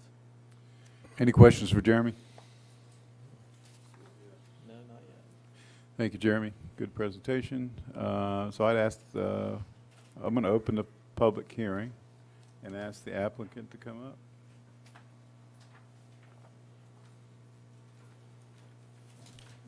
Mr. Mayor, council members, Ned Barnes, 814 County Beach Avenue North. So I'm here on behalf of Mr. Wallace. I think most of you are familiar with Mr. Wallace. He's a resident here at the beach. He's been a builder here for quite a few years, and I think the quality of his work and the projects he's developed speak for themselves. with his track record here on the island, with what he's done. Just touching briefly on exactly what we're here to hear this evening is the four general conditions, as Jeremy addressed, is that the use will not materially endanger the public health or safety. Again, it's a residential area. What they're proposing is residential. And as Jeremy indicated, at his expense, the applicant has agreed to put the digital crosswalk in there, signal crosswalk coming across, and that'll be from right there where Casa de Playa is, across that road, and I think that'll greatly enhance the safety, or at least I contend it would. Two, that the use meets all required conditions and specifications. Again, as Jeremy addressed, it does meet all the conditions and specifications. When the applicant met with TRC, they adhered to all their recommendations. They met with the fire marshal, adhered with all their recommendations as relates to this particular project. The only issue that we're asking for, of course, is the variance as relates to the pool area, which again, by county code, they're going to have a fence there anyway, by code. And then that corner side setback, which again, we're asking for a little less than 2 feet in that area. Number three, that the use will not substantially injure the value of adjoining or abutting properties. Again, the area is completely residential. What they're proposing is residential. I certainly think that the paving that they plan to do of Texas Avenue, the sidewalk that they plan to install, the digitized crosswalk that they plan to, or signalized, excuse me, crosswalk they plan to install, will certainly enhance the value of the area. And four, and these seem to all mix together, the location and character of use will be in harmony with the area. Again, as Jeremy pointed out, you have Casa de Playa, which is east of it. You have residents to the north and south of it. So again, it certainly meets the harmony of the area. Also, as Jeremy addressed in his presentation, I think it meets all the specific standards. The ingress, egress is there. The parking is there per the units. The refuse is provided for. The utilities are provided for. The screening and buffering are provided for. They will have just a small sign to designate the Windward Isles development there, but that will be it as far as signs are concerned. And again, they've met the requirements for the open space. They're all in compliance with that. And I'd like to point out further, as again Jeremy did, that Mr. Wallace is going to be installing that crosswalk at their expense. They'll be paving Texas Avenue at their expense. They'll be placing a sidewalk there where there is not a sidewalk now going towards the ocean at their expense. They will be marking the parking lot at their expense so that patrons who use that access will know exactly where to park. And lastly, I'd point out, as Jeremy did, that this area is zoned for 12 units, and if it was the objective of Mr. Wallace to maximize and squeeze every last dollar he could out of this project, without question, he'd build 12 units there. But he's looked at the land, and what he proposed there will be, I think, really enhance this island. It'll be a very nice project for this island. I'll answer any questions you have, but of course, we've got the smart people here, the engineers, if you have questions for them. Thank you, Ned. Any questions for Ned or the engineers? I think we may ask you to come back up. Okay. Thanks. So at this point in time, we'll take public comment. Like I said, please limit it to no more than 5 minutes, less if possible. Try not to be repetitive, and provide us with as much material and competent testimony as you can. Yeah, just come up, state your name and address, and were we sworn in already? Yes. Okay, great.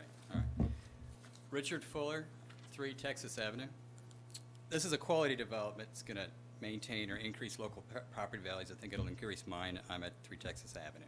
The developer's plans to put the entranceway on Texas Avenue rather than South Lake Park Boulevard. New developments situated on the corner of ocean-ending streets are generally not allowed to put their entranceway on the minor beach access street, which in this case is Texas Avenue. The reason is you have this pedestrian traffic going toward the beach, and then you would have a crossway. You have traffic coming across it. The second reason is if this is a street like Texas Avenue, you already have parking there.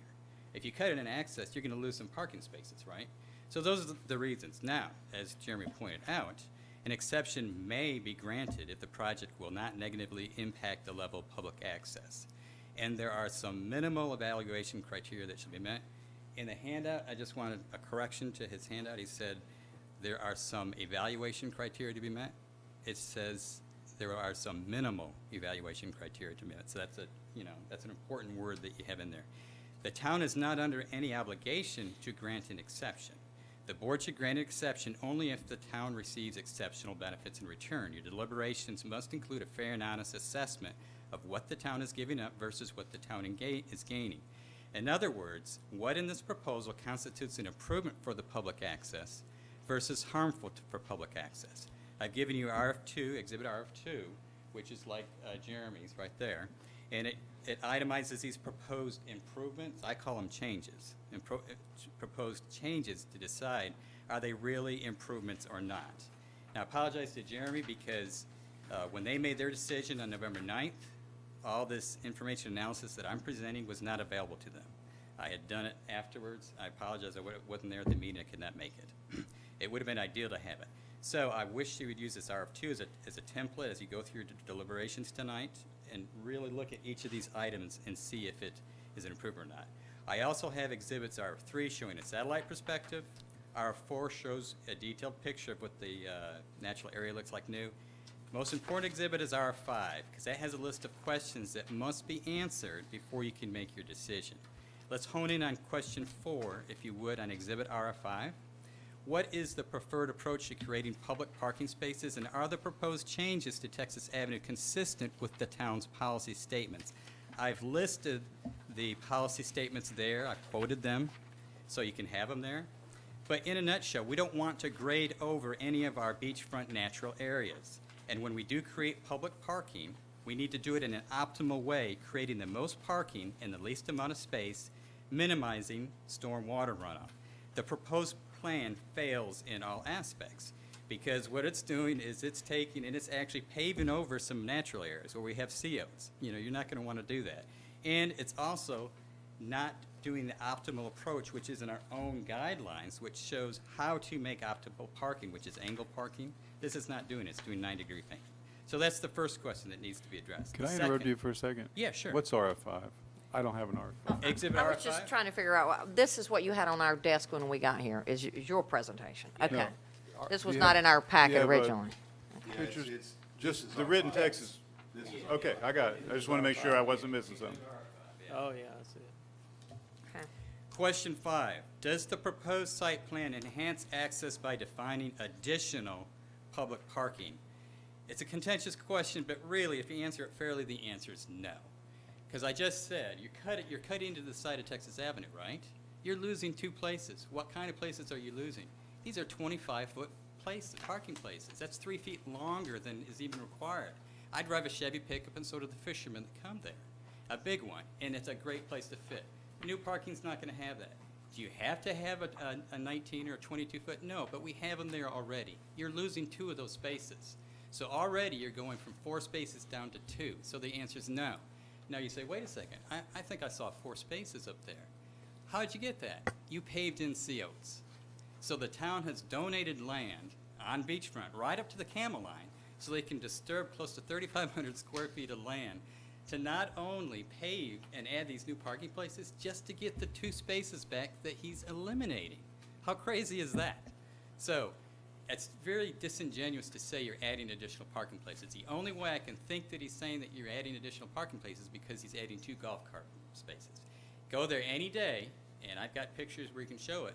There are 3 golf cart spaces there now. There's room to the left of his current right-of-way, to the right of the last parallel parking space. More important, and the attorney can confirm this, if you look through our town ordinances, you can't count golf cart parking places anyway. It's not public parking.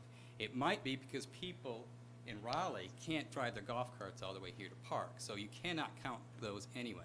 So You're I'm at just 5 saying- minutes. What? You're at 5 minutes, so I'll give Okay, you the to very last finish up point- quick, please. The last one's the most important. I just showed some diagrams. And this is, there it is, right there.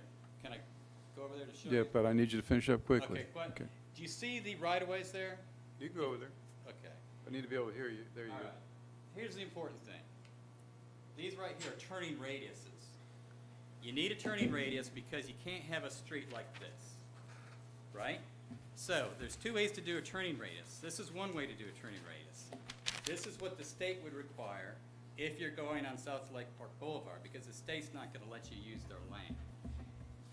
If you accept this proposal, which I believe I quoted some of the code here, which suggests you're not supposed to do this, the turning radius are part of the town's land. So you're giving away free land here as part of this development. Why would you do that?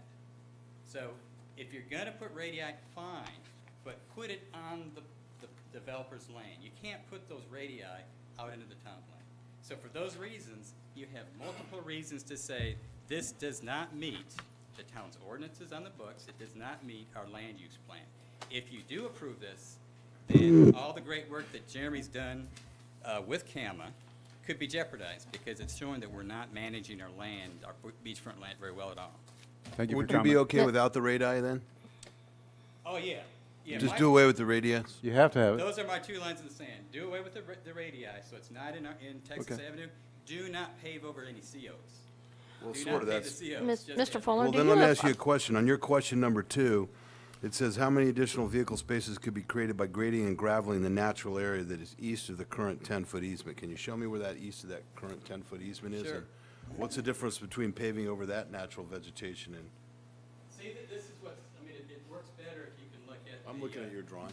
Yeah, look at my drawing, because it's a little bit clearer there. Are you saying it's that one right there? I mean, I think I. You see in my drawing, I've got it in yellow if you haven't covered. Those are all the areas that are going to be paved in. Right. And there's a lot of that's natural area. That natural area now has to be all paved in. I got that, but in your question number 2, you said, how many additional vehicle spaces could be created by grading and graveling the natural area that is east of the town? That's There- right. That so- square, that square. If you go by the Townsville guidelines, you have these 60-degree angle parking. If you look it up there, then it's, what is it, Jeremy? It's 10.4 feet. So if you do the math on that, it's 69 feet is the distance that you're grading over there. If you take 69 divided by 10.4, you get 5 spaces. So you could put 5 spaces. I'm not saying we should. Well, that's the way your letter reads. That was my concern. On one hand, you're saying, don't pave over anything, and on the other hand, you're saying, why don't we use that for The an reason additional why I'm 5 putting that spaces? in there, the reason why I'm putting it in there is because if you look at your land use plan, you have to optimize use of the space. If you're gonna trash your land, if you're gonna grade stuff, the two things you have to do, use permeable, don't use impermeable surfaces. That's in our own land use plan. The second thing is use optimal spacing. We're blacktopping this whole thing, and we're clearing out 3,500 extra square feet. How many spaces are we getting? None. So this would look really Dan, bad. why do you think we have to have the turning radius? I mean, it is a dead Well, end if dri- it's not a- a driveway, we might not have to. Right, have it. yeah, I mean, I'm It's not up to, sure it's you a would state have to issue, have but it. it's not a driveway, It's we not a probably state issue, it's do away private. without it. Right. Jeremy, the area that's on the drawing there to the ocean side, that's currently natural area, is that part of the right of way? Yes, sir. It is part of Texas Avenue right away. So that is currently the right of way, we just haven't gravelled it or filled it in, right? Correct. It would look similar to what the other side of the walkway. You can see there's actually, it's not recognized by the town as a parking space, but historically, residents have been parking there in that area. And so it would be essentially disturbed to the limits of that area on the south side So of the crossover. you mean on that right-hand side drawing up there, that vehicle that's parked in the area next to the boardwalk is already, That's a right of way. right? Yeah, that right there is actually. So that's the same toilet. thing we're having on the north end, where everyone's parking at the end of the public right-of-ways and using it as private parking? Well, I think, well, I don't, I'll reserve comment, but I just want to make sure that was right away. Yeah, but again, look at the improvements. Are the improvements, when you move a toilet away from his development and over to the beachcomber, is that an improvement? Because it's listed as an improvement. I'm just saying. Okay, thank you. Mr. Fuller, do you live across the street from this property? I live, I can show you where my property is. Let's see here. Where am I? Over here, yeah. Okay, That's right. okay. So, and honestly, for me personally, it'll increase my value. Thank you. I'm just saying it's not good for the town. Next, please.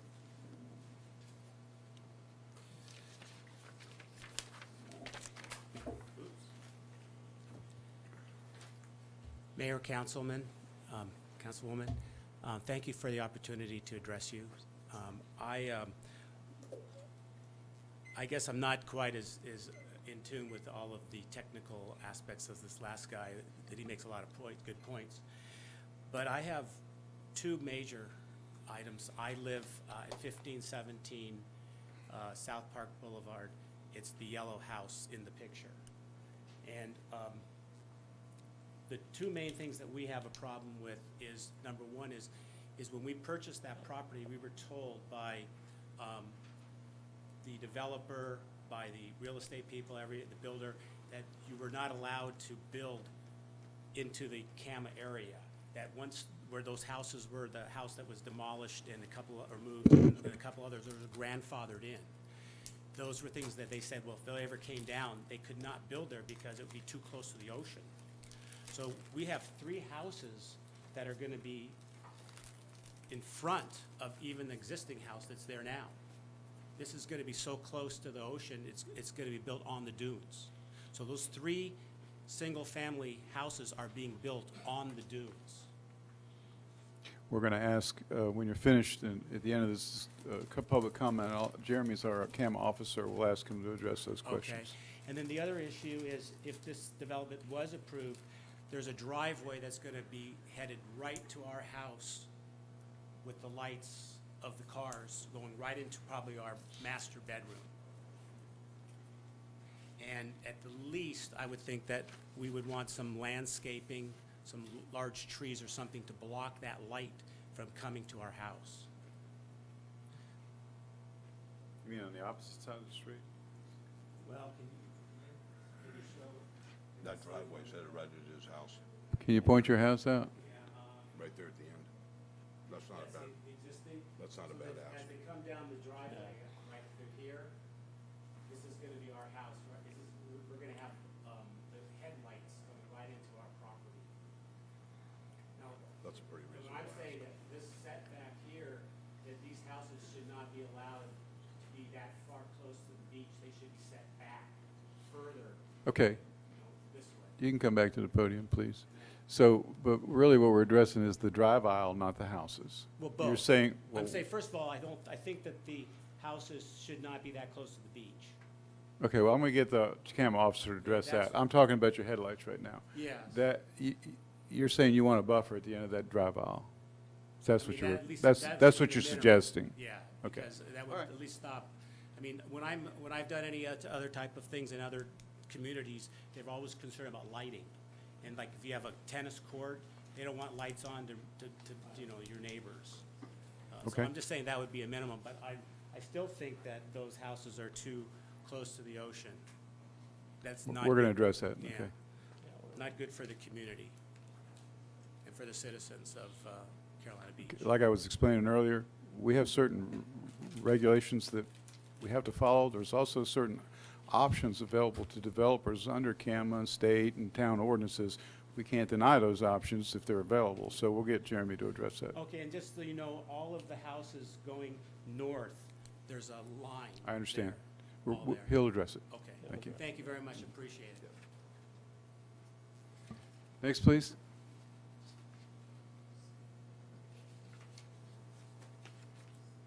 John Mitchell, I'm at 5 Texas Avenue. That's kind of right across from it. When we bought our place, it's a 4-unit condo. And what they were talking about for the place over there was 3 4-unit condos, and they were going to build a pool down toward the ocean. So our ocean view wouldn't really be blocked by it. Maybe not quite as good, but not going to be blocked by it. But with those 3 places along the ocean, it significantly hurts our view. And we're also concerned that what they're doing, they're saying paving Texas Avenue is a big plus. Well, you got to have some place for the water to go. So are they going to put stormwater and do something with that stormwater? Because if you put pavement both on the road from them and Texas Avenue, and you got all these buildings over next to it, that water's got to have some place to go. That was part of his presentation. Yeah. They're going to address the stormwater. So, but what I was saying is, if you have 3 units along there, you still got 12 units total, 3 like our building, which is a 4-unit each. Then you don't have the road going in there. So Texas Avenue's not nearly as busy. That's a big plus from my point of view. You have the 4 buildings would have access from Lake Park rather than having a separate road in there, which I think would help all of us. The pedestrians would have what they have now. They don't have any additional traffic in there. You know, they say, well, they got 28 parking slots. 28 parking slots coming in there, that's a heck of a lot. That's a lot of extra traffic. And it's hard enough now pulling out of there, trying to have room to turn around. And the Beachcomber, which is the one up at 1 Texas Avenue, they're going to lose their parking, or what they use as their parking now, because it's really part of the roadway. So they're going to move things over to, so they're going to lose that. But I don't know. But I'm not sure how, are they going to pave right up to ours then, our driveways? Is that what they're proposing? Which one is yours? I don't, 5 yeah, I don't, Texas not, Avenue, the one right in the middle. Jeremy, can you show that plan again? Yeah, we're right across from, with the little thing there. We used to have a palm tree in there, and that little V in between our driveway. Right now, it died, but that's still all our land, and we park there. Well, they're gonna pave to the edge of our right-of-way, I would assume. Yeah, which is right up to our driveway. Right now, if you look after typical rain, there's a lot of water there already. And that's with a porous Texas Avenue. So do you park on the side of your building or out front? Right, I usually park underneath it, because I only have one car when I'm down here. But we have 2 for each unit, plus 2 on the outside. Underneath? Yeah, we have two for each unit underneath, and then we have 2 on the outside that are not underneath. And those are on your property or on town Yes, property? they're on, Okay, so you got Texas- 2 out Texas- front that are yeah. not underneath the structure. That's correct.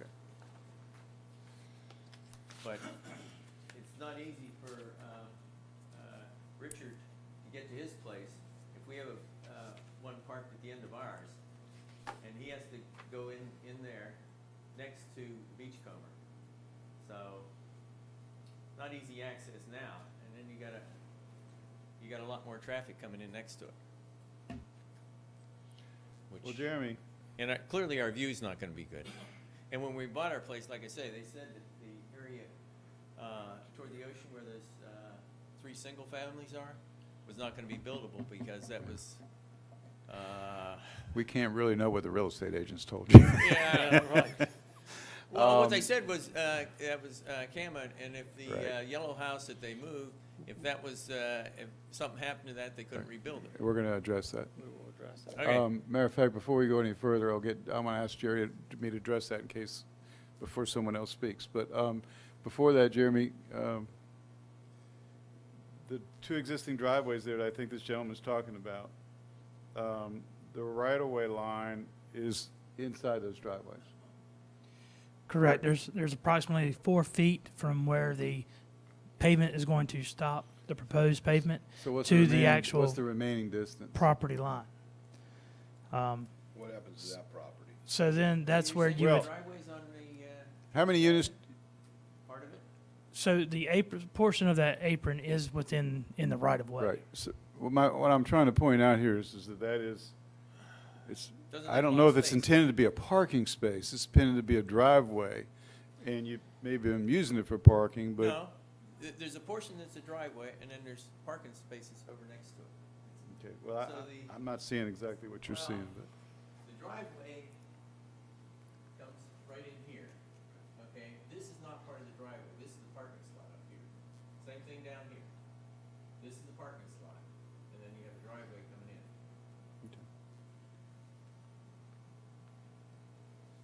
And we use those Okay. fairly frequently. Do you know what that Especially distance? during the summer. Do you know what that distance is? Is that, I assume I don't know what the front of your building looks like, but I can assume that's as far as you can go with the car, correct? You can't go underneath of it a little bit at those driveway, No, at those parking no, spaces? No, Okay. no, on either side. There's no space to do that. We only have one slot to go in, and then you gotta drive over to get in the center parts. So we use the center, we use the whole underneath. But the 2 of the units, you have to drive over and be real careful. Let's just say that. Very careful. Thank you. Jeremy, before somebody else speaks, can I get you to address the CAMA issue? Yes, sir. CAMA questions. A couple years ago, the town was being approached by homeowners who were non-conforming, much like there's two homes actually in this area that were. You have the house that has been removed, located here, and there's also a house located at 1 Texas Avenue shown here. And the issue was that how the state measures setback lines it was a static vegetation line, and you had to be 60 feet off of that. So that 60 feet puts you about, well,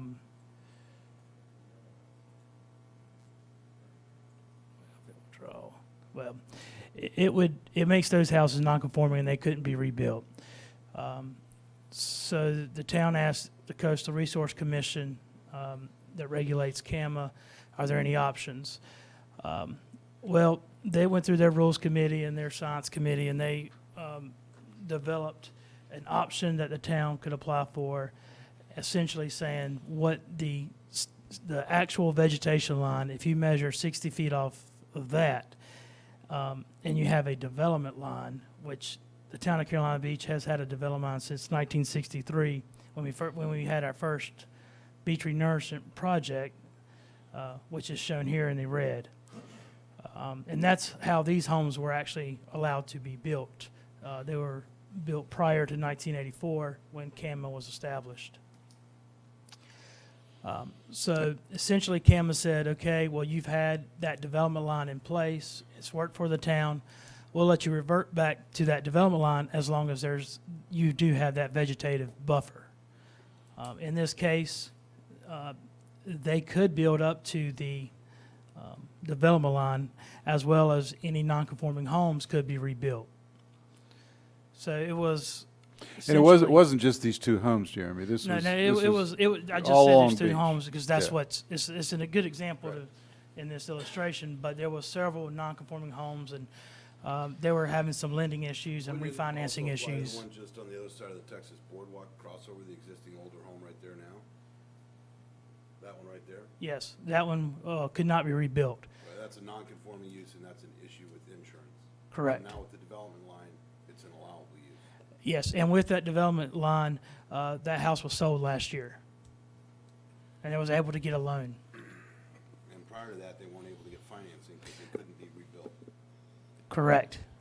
And it couldn't be sold, unless we want to pay cash and not have insurance. So So we had this going all the way up and down the beach, and it was millions and millions of dollars at risk from our citizens, and that's why the town pursued that. So now, what you're saying is, these new houses are gonna be behind that red line, Correct. the ones that are being proposed. Correct. There'll be more And you're lined saying up. they meet the setbacks and they're behind the development line, is that what you're saying? Correct. Now, Okay. the development line option was not just for our community, it was other communities. It's a statewide option Statewide, for that's any what I thought. community. Thank you, Jeremy. have to develop it, you have to establish it, Right. you have to get it approved by CRC. So Curie Absolutely. Beach just got theirs done. Yeah. Carolina Beach is one of the first to actually get a development line. Right, but everybody is looking at that. Yes, sir. Ready for you. Thank you, Mayor. My name is James C. I own the unit in the same condo complex that John just testified to. It's that 5 Texas Avenue, Unit A. You could point to that one, Jeremy. It's right there. Right there, that's right. That's the one we just had the discussion on about outside parking spots. It's interesting. Here's what I'd like to point out, the big picture. I'm sure the builder is first class, is going to build a first-class planned unit development here. It's going to be nice. I'm going to guess maybe these homes are going to be designed to withstand the test of time for the next 100 years even. And if we start that house in year 1, slam up against where that development line is, if we could go back to that. We know where it is. And it looks to me that's where these houses are going to go, right up against it, as far as you can get it to the ocean. Seems to me you open up your front window and can throw a stone out your window and hit the darn Atlantic Ocean. Where are you going to be in 10 years? where are you gonna be in 20 years? There's a reason why those houses aren't being rebuilt there. It just doesn't make good sense, and I'll tell you how you justify it under your rules. That the location and character of the use, if developed according to the plan as submitted and approved, will be in harmony with the area in which it is to be located. Well, if you can cite down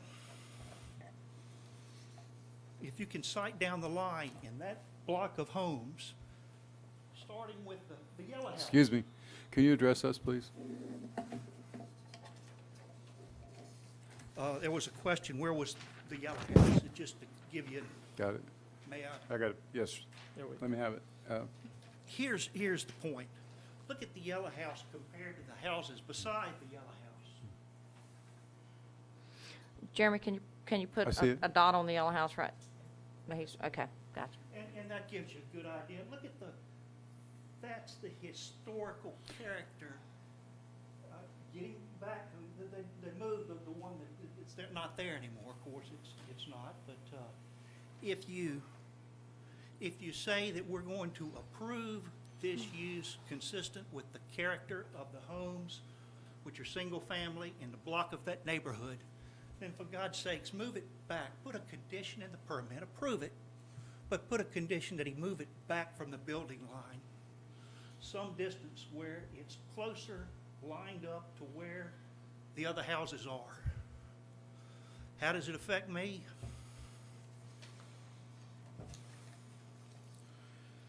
Here's what the view looks like off of my front porch. This is what I'm looking at, and you can get a good visual. Well, that's where this development's gonna be. For every foot that you require him to move, the builder to move it back in line with the harmony and the character of that neighborhood, increases my view exponentially. So, wait, just do me a favor here, Jeremy, slide this picture down so we can see the houses right. below it. So you're saying you live in that Right, middle house? stop right there. That's correct. That's correct. It's the four condo Okay. quadruplex. Okay. So, and I realize my 5 minutes is here about to expire. And Jeremy, those two houses in front of his condo are right on the development line. I can't really see. They are now, but they would have Okay. been. Those two right there. Yeah. So that's, and the two, and show me, Jeremy, the ones that were removed, where were they removed from? The old historic houses that were there, that were removed. They're right So there. there was one right next to it and one in front of it. Right. So historically, there were houses that far back. But How they were how lower. long ago? They've been Good. there. That's the whole point. That's absolutely the point. Okay, please, go ahead, you got a little bit more, you want to? Yes, and I appreciate that. I see the point being, it's not wise in the long-term scheme of things. And on a conditional use permit, you have the authority and the power to put conditions in the approval of the permit. Let's be smart and put a condition in there that moves it back from that development line. Sir, Approve with it, all but due move it respect, back. I tried to explain this at the beginning of the hearing. We do not have the authority to remove something that's the applicant's is entitled to under state law. We don't have that authority. We can't put a condition in by whim. So we can't, I'm just saying we can't do that. But I'm not speaking for or against, I'm just addressing your question. I tried to explain it a little differently in the beginning, but if there's a regulation that allows them to build there, we can't tell them they can't. That's not within our authority.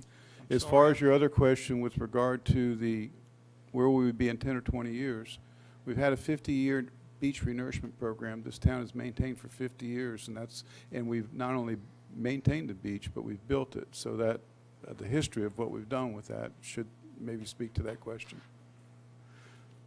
Well, I know better than to argue with you because you're the boss and all I'm is just. I'm not, just a- town attorney would be Actually, I glad was going to address ask, it. the boss is sitting over here.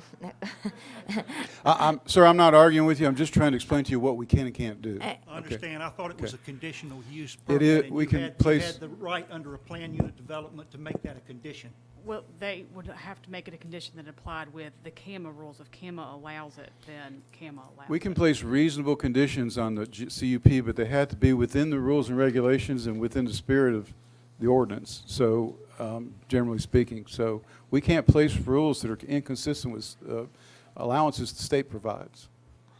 Appreciate that. May I say one more thing, and I'll shut up and go sit down and go check on the Duke score or whatever. Hopefully they're doing well. And I'll stand to be corrected by the attorney on this one. I thought the burden of proving the 4 elements that were before you as a judicial body, the burden of proof was on the applicant. It was is. the applicant's duty to come forward with testimony. I haven't heard any. I've It's heard the lawyer. applicant's it's the applicant's responsibility to meet those requirements, not to necessarily come forward with testimony that they meet them. Their plan and what they've submitted to the town is evidence of what they are providing. It's what they're saying, here's we're going to meet these requirements. Okay. It doesn't necessarily have to be tonight then. It's what you've already received into evidence then. Well, There hasn't been any everything testimony- There hasn't been any testimony. everything you've tonight. seen is evidence. Right, we can only accept the Uh, evidence that's presented here, and his lawyers presented evidence. His lawyer testified as a member of a group to which the council said that he They could not submitted present evidence of himself. They submitted an application that is in council's packet as evidence for tonight's hearing. But they also have people here, and if council wants to, they can cross-examine their experts, the applicant himself. Well, if that's the case, then here's my question, and I promise I'll sit down. Where's the evidence that the use will not substantially injure the value of the adjoining or abutting property, or that the use is a public necessity? Sir, I'm gonna explain this to you. This is not a question and answer period. I've tried to be respectful to you. I've tried to explain the rules to you. We've answered some of your questions because I can tell you're passionate about this, but it's not a question and answer period. We're going to follow through with this process, and we're going to follow the rules. So if you have other questions you want to Mayor ask. Cox, Thank yeah, you. okay. Appreciate that. Thank you. I think I better sit down now. Thank you. Next, please.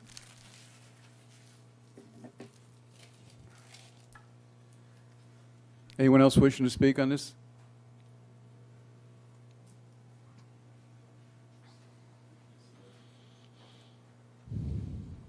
My name is Alfred Anderson, 703 Hamlet Avenue, Carolina Beach. After the eloquent presentation of the first speaker and the obvious arguments of the prior speakers before I came up here, I have nothing to add to the argument tonight, except to implore council, when granting the conditional use permit, especially as it concerns the dwindling real estate in Carolina Beach that is also able to be developed upon, that you think long and hard about the precedent that is set with every conditional use permit that is granted. That's all I have to say tonight. I thank you. Thank you. Thank you.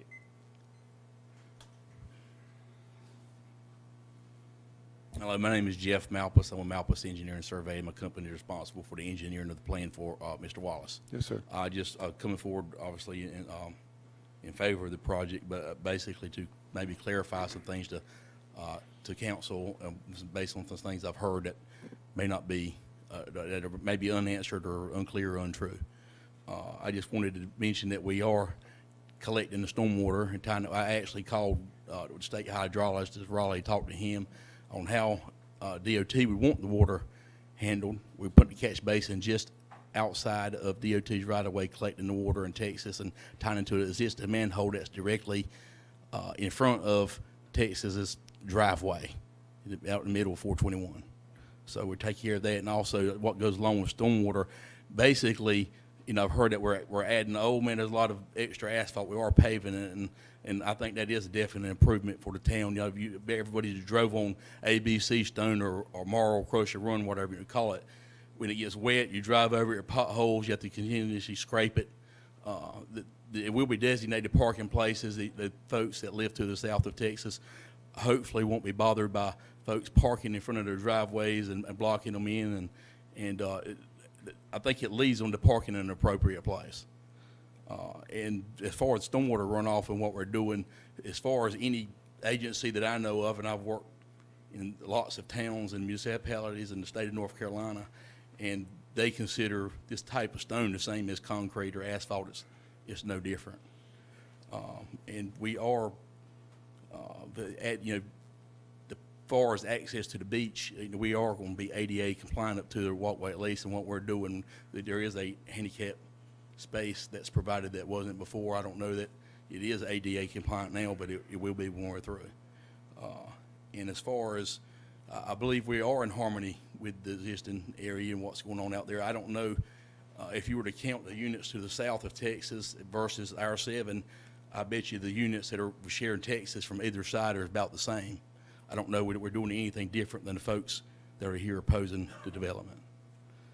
As far as the last thing is radio, I'm not sure which radius is he was referring to on The 421. one leading off Lake Park, South Lake Park. No, I was talking about the ones coming off of your property into Texas. I was talking about the other. Well, I address, all of them really. DOT requires radiuses, when you're turning in. Right, And no, I was road talking, intersections and I was things. talking about doing away with the ones that would be encroaching into the town Texas right-of-way, the new area that you're gonna pave, just doing away with those. Jeremy, can you put that drawing back up? It's not a driveway, Jeff. And we're asking if. Those if two it's a right s- there, if that it's a one and that street, one. are you required to have the radius there? That, yeah, we're not going into, that's The coming out fire of your marshal property. required those Right. radiuses. I'm not Really? saying it's not a useful item to have. yep. I'm just wondering if it's a state requirement. As far as a driveway, No, there's no state roads there. that's Right, true. so That's right. Town road and a Right. private drive. Right. And you're saying our fire marshal required that? Yes, sir, he did. He told me the exact radius to put on it, and that's what I put on it. And as far as the pavement that goes back toward the beach, I was required to put that too for ample turnaround for the fire vehicle. Matter of fact, I think that's an improvement for the folks to the south as well. And the fire guys didn't want to have to back out. Now they have to back out on the 421. Now they can turn around, get Right, the but they're fire. backing out right now. They're backing out, yes, sir. They have a turnaround there, which is what they want. We've put a fire hydrant on their side or the ocean side of 421, which is better. They didn't want to have to drag hoses out across the road. I definitely think I don't think it's my opinion. I think it's the fact we've made a lot of improvements that would help more than just No, our but I'm project. compelled by the question of why we would need to plow under all that extra COs and stuff if it's just picking up one handicap, moving a bathroom and we got one parking space, one handicap, we put a turning radius there, and we're shortening a brand-new boardwalk. I don't know, we could talk about that later. That's all We'll I have have to some say. discussion about that.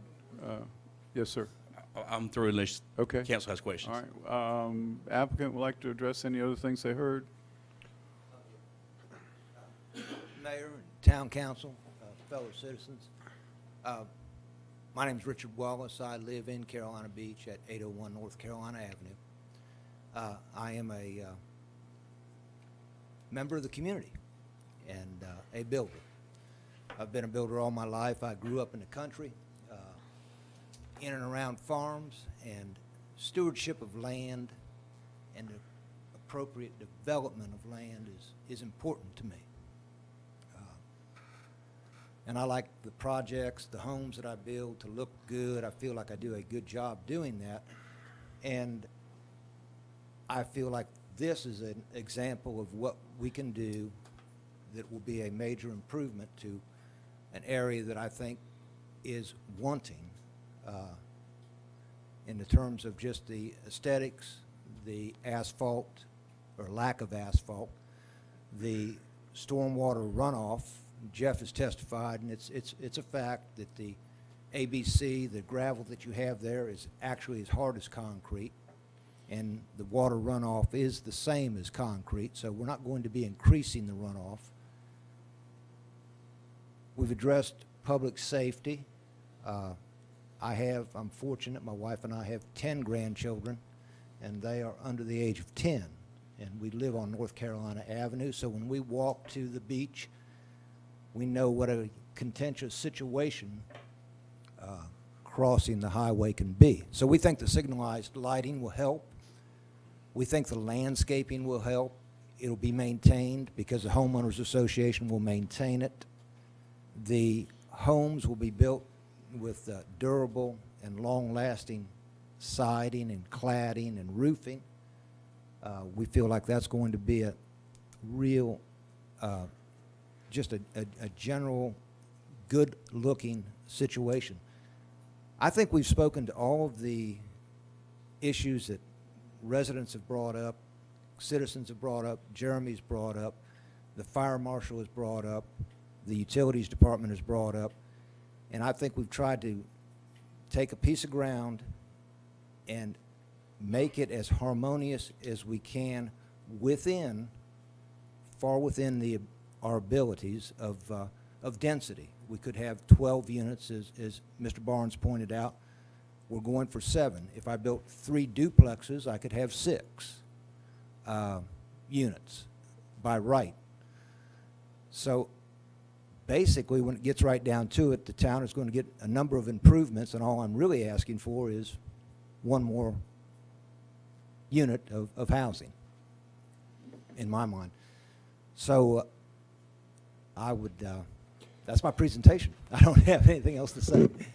Richard, I have a Any question questions? for you. Sure. Would you entertain something at the end of that proposed driveway that maybe did some The drive aisle? the lighting, blocking some lighting, some additional landscaping or something across the end of that street that would protect the headlights going into your potential neighbor's property? My only reservation would be to make sure that we've got enough distance between the end of the pavement and the property line to actually plant something. But if that distance exists, yes. I mean, could we not just simply continue on with the landscaping section there and shorten the pavement? Jeff, would you have any interest, or would you have any response to that? It looks like it's still enough room to make any turns into the units. Well, that's what it's there for, just for backing stuff for the houses that are there.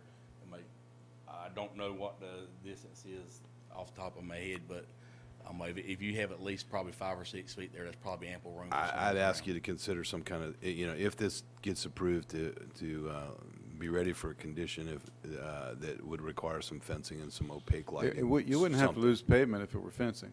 Something that would protect the neighbor from getting the streetlights in there. Also, I don't know how that's Jeremy, gonna work. what's going to work? Well, his house is over here. It's on that side. No, the one that spoke is the house at the bottom. The gentleman that lives in the yellow house It's next over door. here. That's where Texas Avenue is. Sir, the gentleman that showed up that lives in the yellow house, okay? It's right here. Is right next, yeah. Am I backwards? Are you that way? All right, that answers my question. 'Cause I know you're pointing at that one section, so. Jeremy, can you show me on this where the development line is as opposed to the building? We heard the one gentleman said we were right on. They're pushing it as far back. Can you tell, is that right there, the 60-foot stable vegetation line? And then, so you have a house that's built, can you give me a distance, what is that, 30 feet off that line?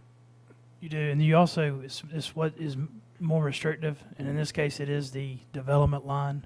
Can you show me the development line on there? Yes, it's this line that runs. So he is in just fact east of right. those buildings. He is right, in fact, right on top of the development line? Correct. Okay.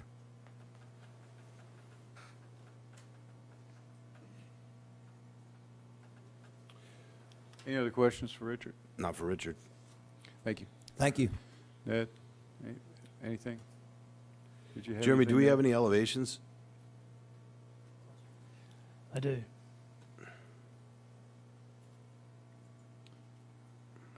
All right.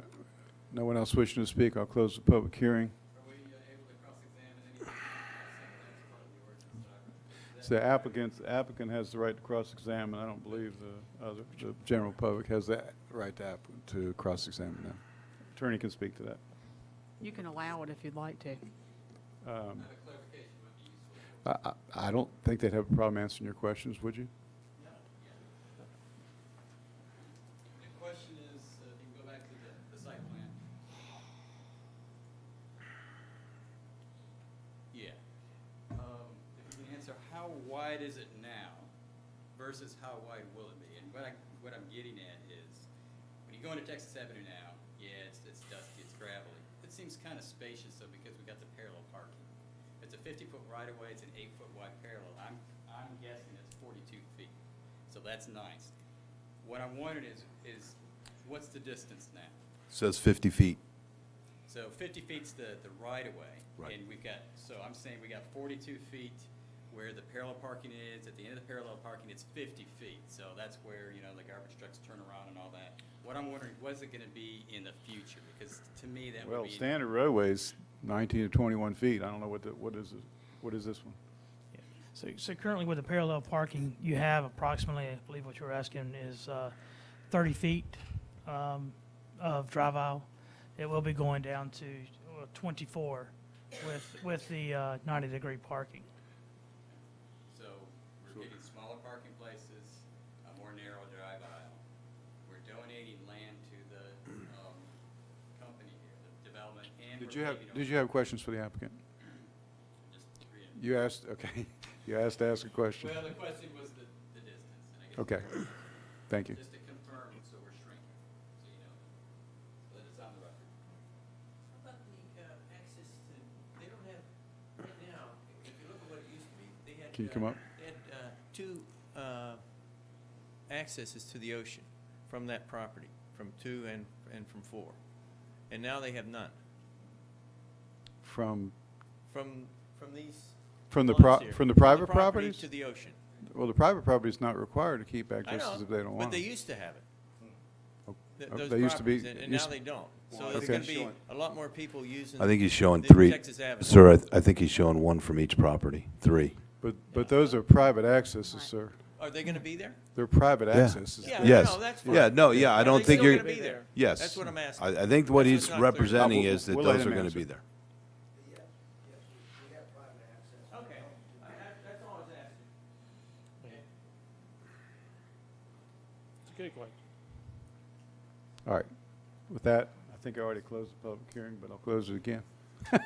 So I have a question for the town manager or Jeremy. How important is that, that particular turning radius right there that we're looking at? I mean, currently, the fire chief doesn't have, he has to back out of there right now. What Now, let's talk, can you show us exactly which radius you're talking about? I'm talking about that one right, the top one right there, the top one, Jeremy, one more. That one right there. Up by the, closest to the exit. What I'm suggesting is that whole area back there that's currently CO, we're asking the applicant to come in and mow it all down and replant it with a turning radius and give us basically 2 parking spaces and cut the new boardwalk down. Withdraw it and move it all back. Put 2 parallel parking spaces there. We get one 90-degree and one handicap 90-degree. But you That's got, it. you're getting 2 now. So if you take it out, you put 2 parallel parking spaces there. What I'm saying is don't do anything with it. I'll just leave it natural. Why do we have to do anything with it? And that's what I'm asking Michael, how adamant is the fire marshal? I mean, at the end of the day, they're not going to end up with as many parking spaces on Texas if he goes a 90-degree. I'm just saying, do we have to really mow under the COs? Typically, the fire marshal does not require something that isn't needed for the vehicles traffic in there. But he doesn't have it today. Right?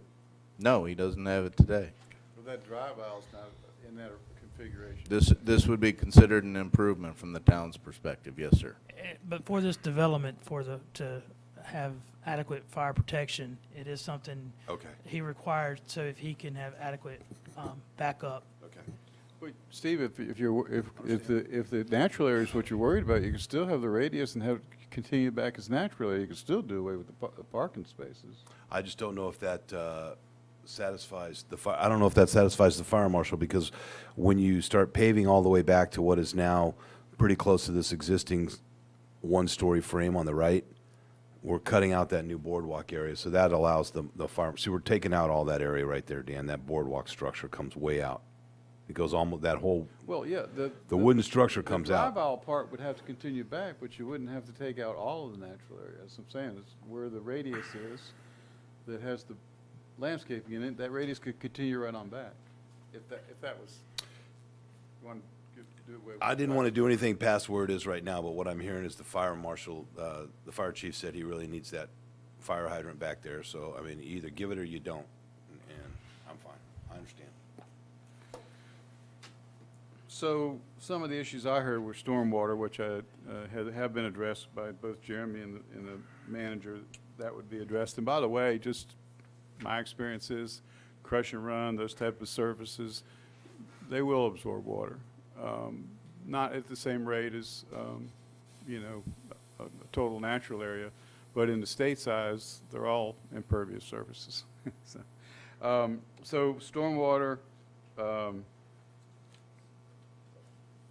the street, the radiuses we were just talking about, the pool, landscaping by the pool, the reduced setback, and some type of fence or buffer at the end of that drive aisle for car headlights. Those, other than general objections, those are the specific ones that I've made a note of.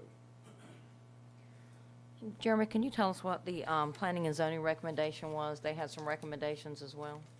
Sidewalk. Yeah, they approved the site plan as it was presented. I can't hear you. They presented the site plan as it was presented tonight with the waiving of the landscaping and as shown on the plan, and also with the reduction of the side yard setback. They wanted sidewalks. They did want the sidewalk on Texas, and the applicant presented sidewalks on Lake Park Boulevard South. But talking to DOT doesn't seem feasible. So he would like to ask for that, not to recommend sidewalks on South Lake Park Boulevard. I will state also that sidewalks were provided when Atlantic Towers and the 25-unit condo building across South Lake Park Boulevard, they did put in a 5-foot sidewalk, and that was in the mid-'80s. And how'd they do that? Tell me again what DOT told you about, you got to have a curb to have a sidewalk, or you have to have, what, a 10-foot separation from the edge of asphalt? Between the edge of asphalt and the beginning of the sidewalk. And is that their policy, or is that their regulation? They wouldn't authorize a sidewalk or permit a sidewalk without meeting that regulation. Well, I know in Ocean, if you didn't have a curb, the sidewalk had to be start 17 and a half feet off of the edge of the road. And then a 5-foot sidewalk is required. So it was going from the side of the road toward my house, 22 and a half feet. The design on Ocean was to back the sidewalks all the way up to the edge of the right-of-way. I know. Right, it was the right-of-way, just because the right-of-way. I know it's the right-of-way. Right, That's they were just gonna where I put, park. I we were don't gonna have- put the right-of-way, we were gonna put the sidewalk on the right-of-way, I know, and DOT I know. didn't have a problem with that. It's a long way away from the road, too. Well, that's only because the asphalt's narrow in the right-of-way. Just Okay. don't mix and match. So, back on topic. I really am, I hear the concerns. You know, there's probably going to be a couple of them we can address. As far as telling somebody they can't build an area that the state allows them to build in, or something of that nature, we can't do that. I personally think at the builder's expense, he is paving that road and paying for the stormwater to go in.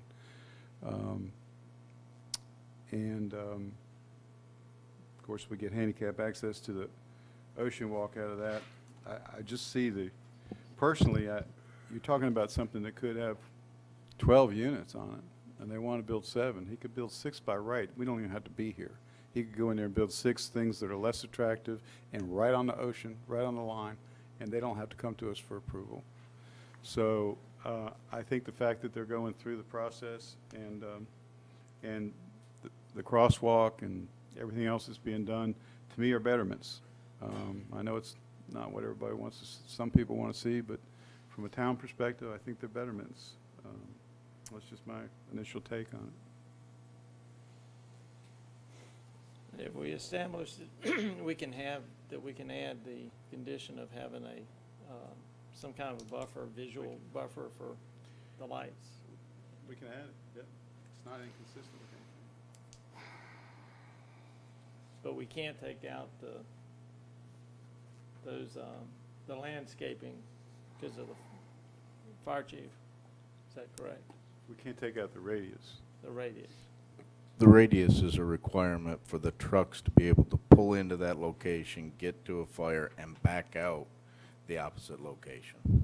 Right. So yes, those can't be But to be able removed. to put those, that one that's the furthest east, you have to take it to C Oats. Is that correct? Say that again?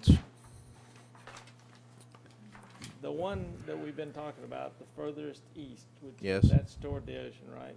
Yes. To put that in, you've got to tear out the C Oats. Yes, Correct. part of the boardwalk, the existing old boardwalk would COs, need to be it's all empty, removed that along with the COs that are there It's in on that the area, opposite yes. side, right, the northern side. And that side has already been disturbed, and there's a fence right here. Right. And they wouldn't be increasing the level of disturbance on that side of the beach crossover. Yeah. They would be removing some vegetation to provide those parking spaces on the north side of the beach crossover. And removing a Jeremy, portion of show the me beach that crossover. site plan again, will you?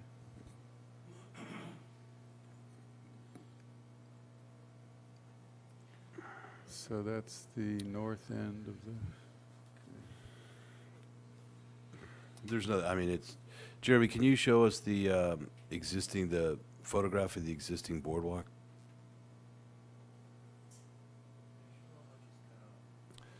No, the bird's eye view, I mean, the ground level view.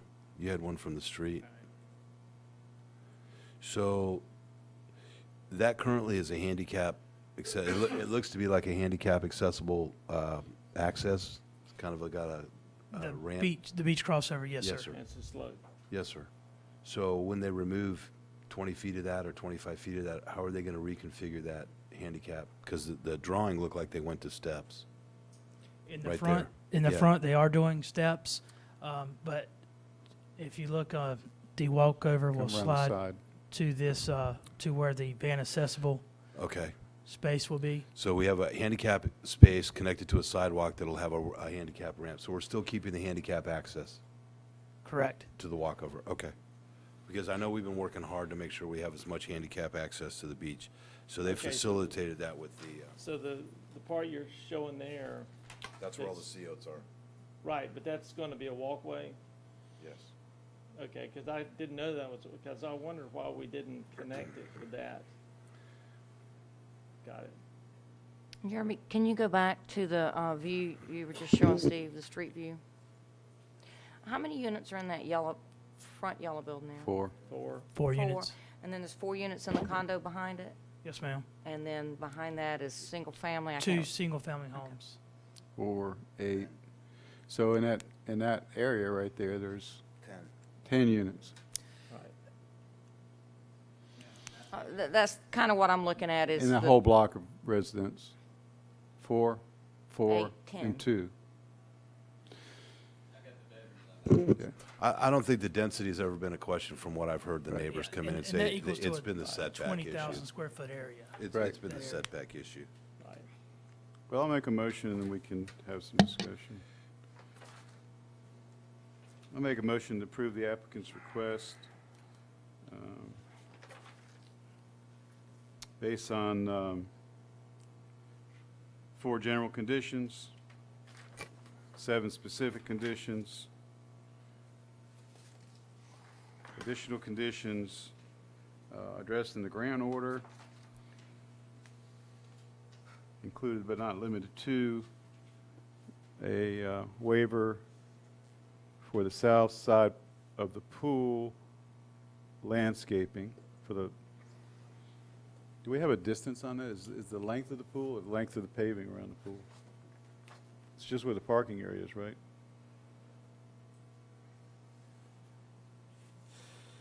Correct? Correct, Okay. where the pool So- is, the pool apron. It's the pool apron, Dan. The pool apron, all right, so I want to identify that. That the setback is identified by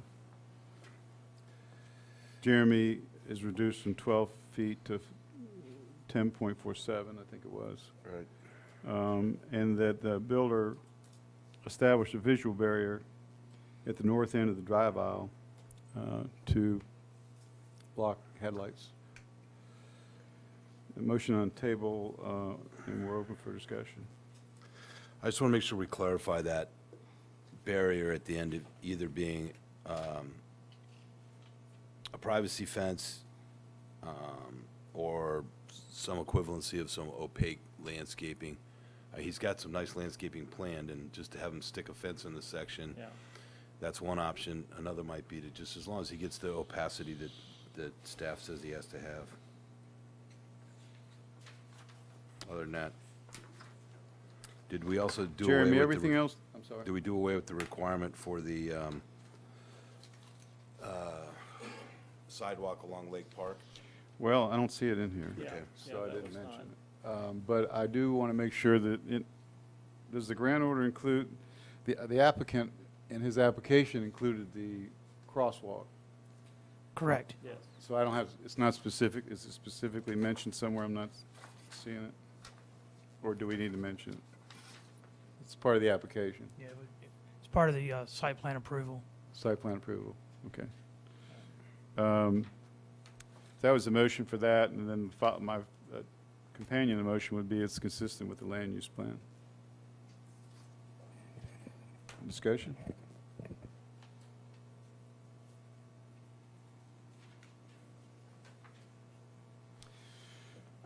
No further discussion, all in favor? Aye. Aye. There you go. Thanks, folks.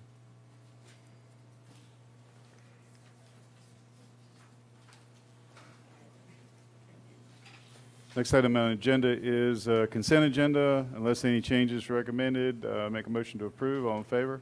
Aye. Aye. Next item on the agenda is new business, ROT fund reimbursement request from TDA Board.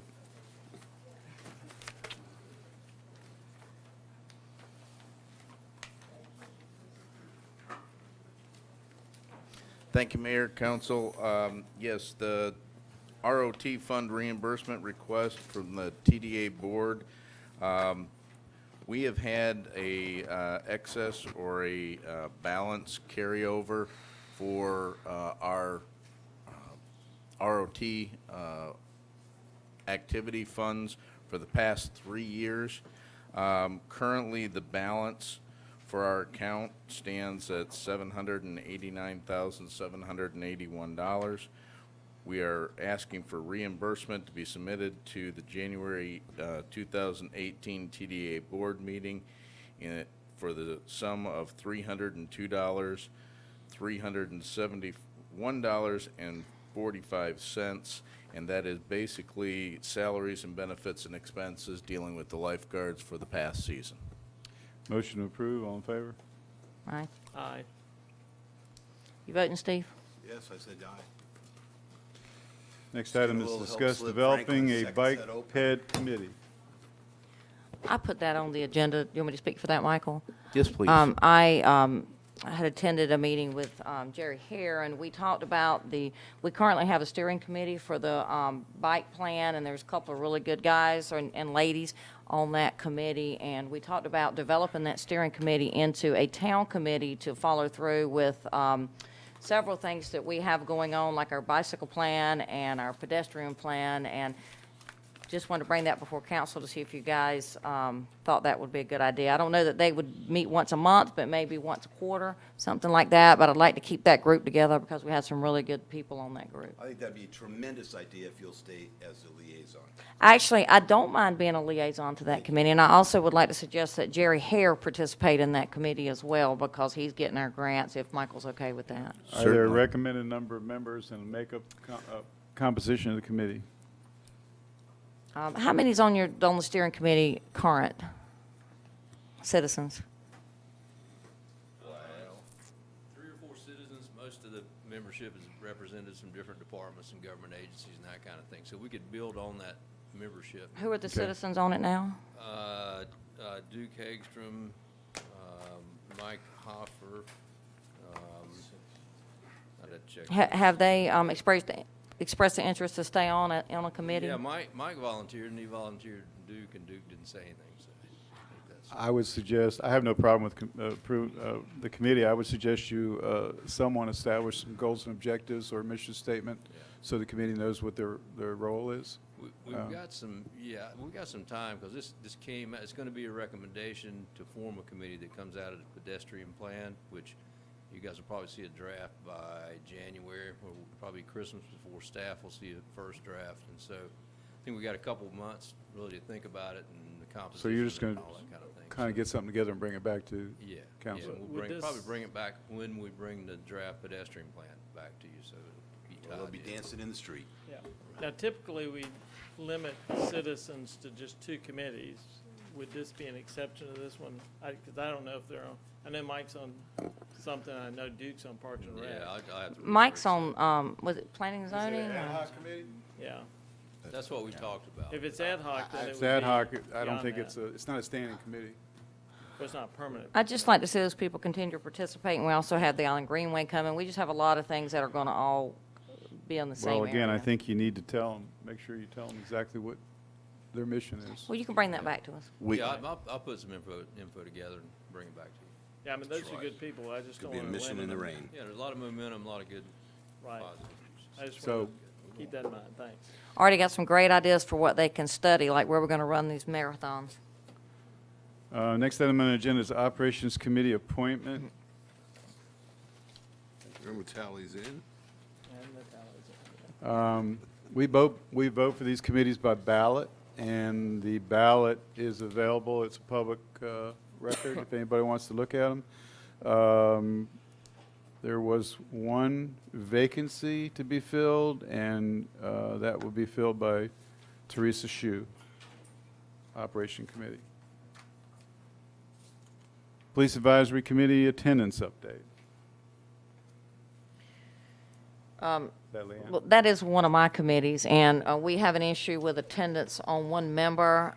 Kim, you want to address that? Well, then you give us a ballot, didn't she? No, but Yeah, but we I have to think address what this Kim first. is saying is we have to vote to remove a member to open that position. And we talked about enforcing the rules that if someone was not there for how many meetings? Three consecutive meetings. How many meetings has he not been there? A year at least. Okay. I guess you've reached out to him at some point. Yes, we have. And does he want to be removed, or? The chairman is the one who notified me that said that John, he needed to be removed. Okay, so I'd make a. Do Do we need a motion? Make a motion to remove Larry Powell from the Police Advisory Committee, and that we send him a nice letter thanking him for his volunteer Absolutely. service. And if his schedule changes in the future, we'd love to have him back. And if you can advertise that position available, do we have a alternate? We have a committee ballot for Okay. replacing that position, and the person appointed to that commission is Jerry Bagnell for the Police Advisory Committee. Did we vote on the recommendation we made Which recommendation? to remove Larry Powell? Didn't we hear us vote on that? Oh, Sorry. we need to Yeah. vote on that. All in Yeah, favor? we did, you're right. All in favor? Aye. Aye. Oh, I lost my agenda. Hold on. Okay. Marina Face. Next item on the agenda is consider awarding Marina Phase 2 construction contract. Thank you, Mayor, Council. This item is the continuation of our improvements for the marina project. Initially, we had kick-started our marina improvements with a hurricane. And because of the hurricane, we were able to get reimbursed from FEMA for approximately $430,000 of the total project cost. We have submitted a reimbursement for the remainder of the funding cost for that, and we expect to see a result on that in the next couple of months. This section is going north from that corner on the west side of the marina, closest to the parking lot. This would continue the extension just like the previous project where we have steel sheet piles, concrete cap, a 10-foot walkway behind it. The improvements that you basically see in the railings and so forth would be equaled on that side also. There will be floating docks in the plan. That side of the marina seems to have no issue, at least the boat captains that are there, with having floating docks and things of that nature that we've proposed in the plans that you've seen. What we're recommending tonight is consider awarding the Marina Phase 2 construction contract to D. Evans Contracting, Inc.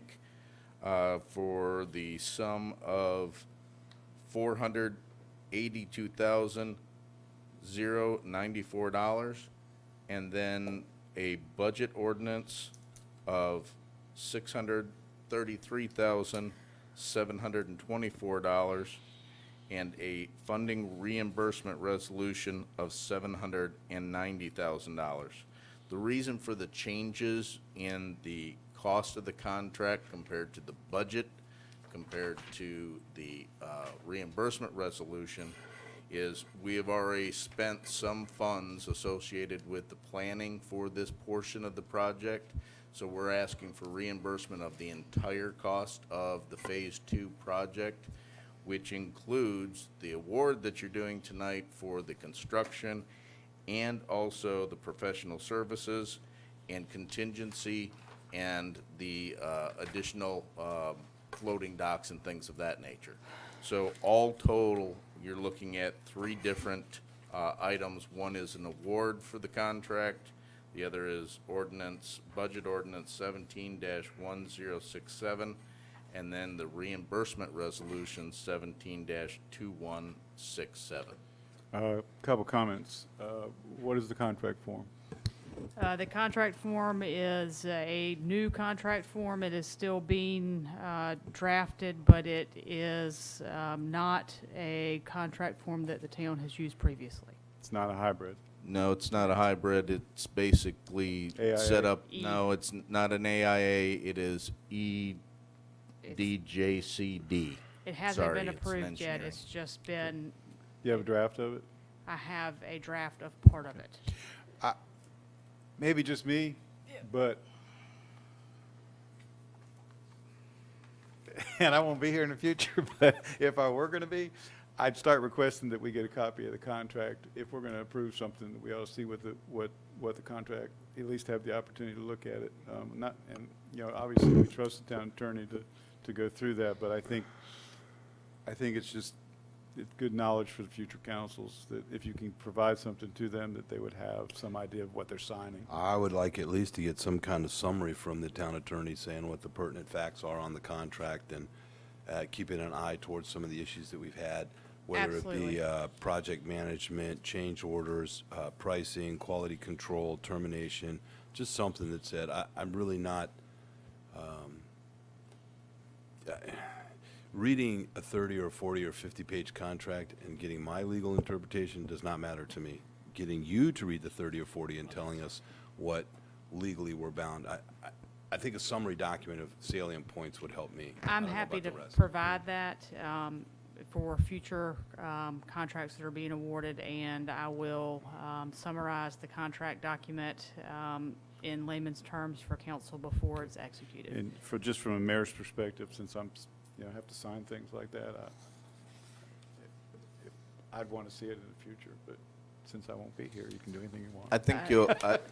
I think council will find that with some of the things that have been evident with our recent projects, Noel and I are going through how we award contracts, what the process is, who reviews what, and at what time frame, and we'll be bringing back a updated process. So it does give you that sense of security. I don't think Steve would, I don't think there'd be anything on your list to give us if the contract's drafted appropriately. You'd say Understood. we're covered. Yes, sir. I will just say every project is going to bring to light some issue that came to light during the process. There is no perfect contract document. However, I understand exactly what council wants, and I will aim to deliver it. And my other comment is general comment, that if we're going to have an engineer of project management like SEPI or somebody of that nature that's going to be issuing notifications to the contractor under the contract, that those all ought to go through the town attorney, so we don't have some of the problems we've had. I agree. Understood. Do I have anybody wants to compile a motion? I'll The make a action motion that requested we. is listed out. I'm Huh? sorry. You want two different motions? No, the action requested on Oh, okay. page 136 will cover it. All right, I'll make a motion that we award the Marina Phase 2 construction contract in the amount of $482,094 to D. Evans Contracting, and that we adopt Budget Ordinance 17-1067 and Resolution of Reimbursement 17-2167.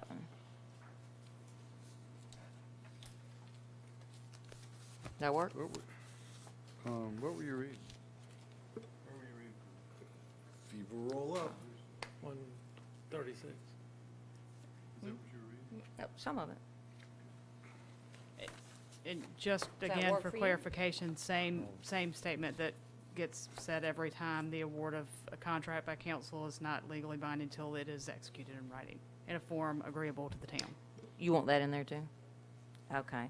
And can we amend that to say that the recommendation of the award by the council representatives, a preliminary determination and no legally binding acceptance of the bid or offer occurs until the town has executed a written agreement? Very good. Very good. Keep your day job. Motion on the floor, all in Wow. favor? Aye. Non-agenda items. Michael? None, Chief? sir. Chief? Anybody? Gary? Nothing? Leanne? What'd you say? Gary, I was seeing if Gary had. Oh, something. Yeah. Jeremy? You're having too much fun tonight. Dan, it's been a pleasure. I have no non-agenda items, but thank you, sir. It's been a Been fun all ride. mine, It's been a all fun mine. ride. Yep, I agree with that. I'm looking forward to some personal time. All right. One more meeting, though, you get to lead, at least half of it. We're to going closed to move to a closed session, folks. If you want to stay around till we get back, love to have you, but But nobody ever leaves, nobody ever stays.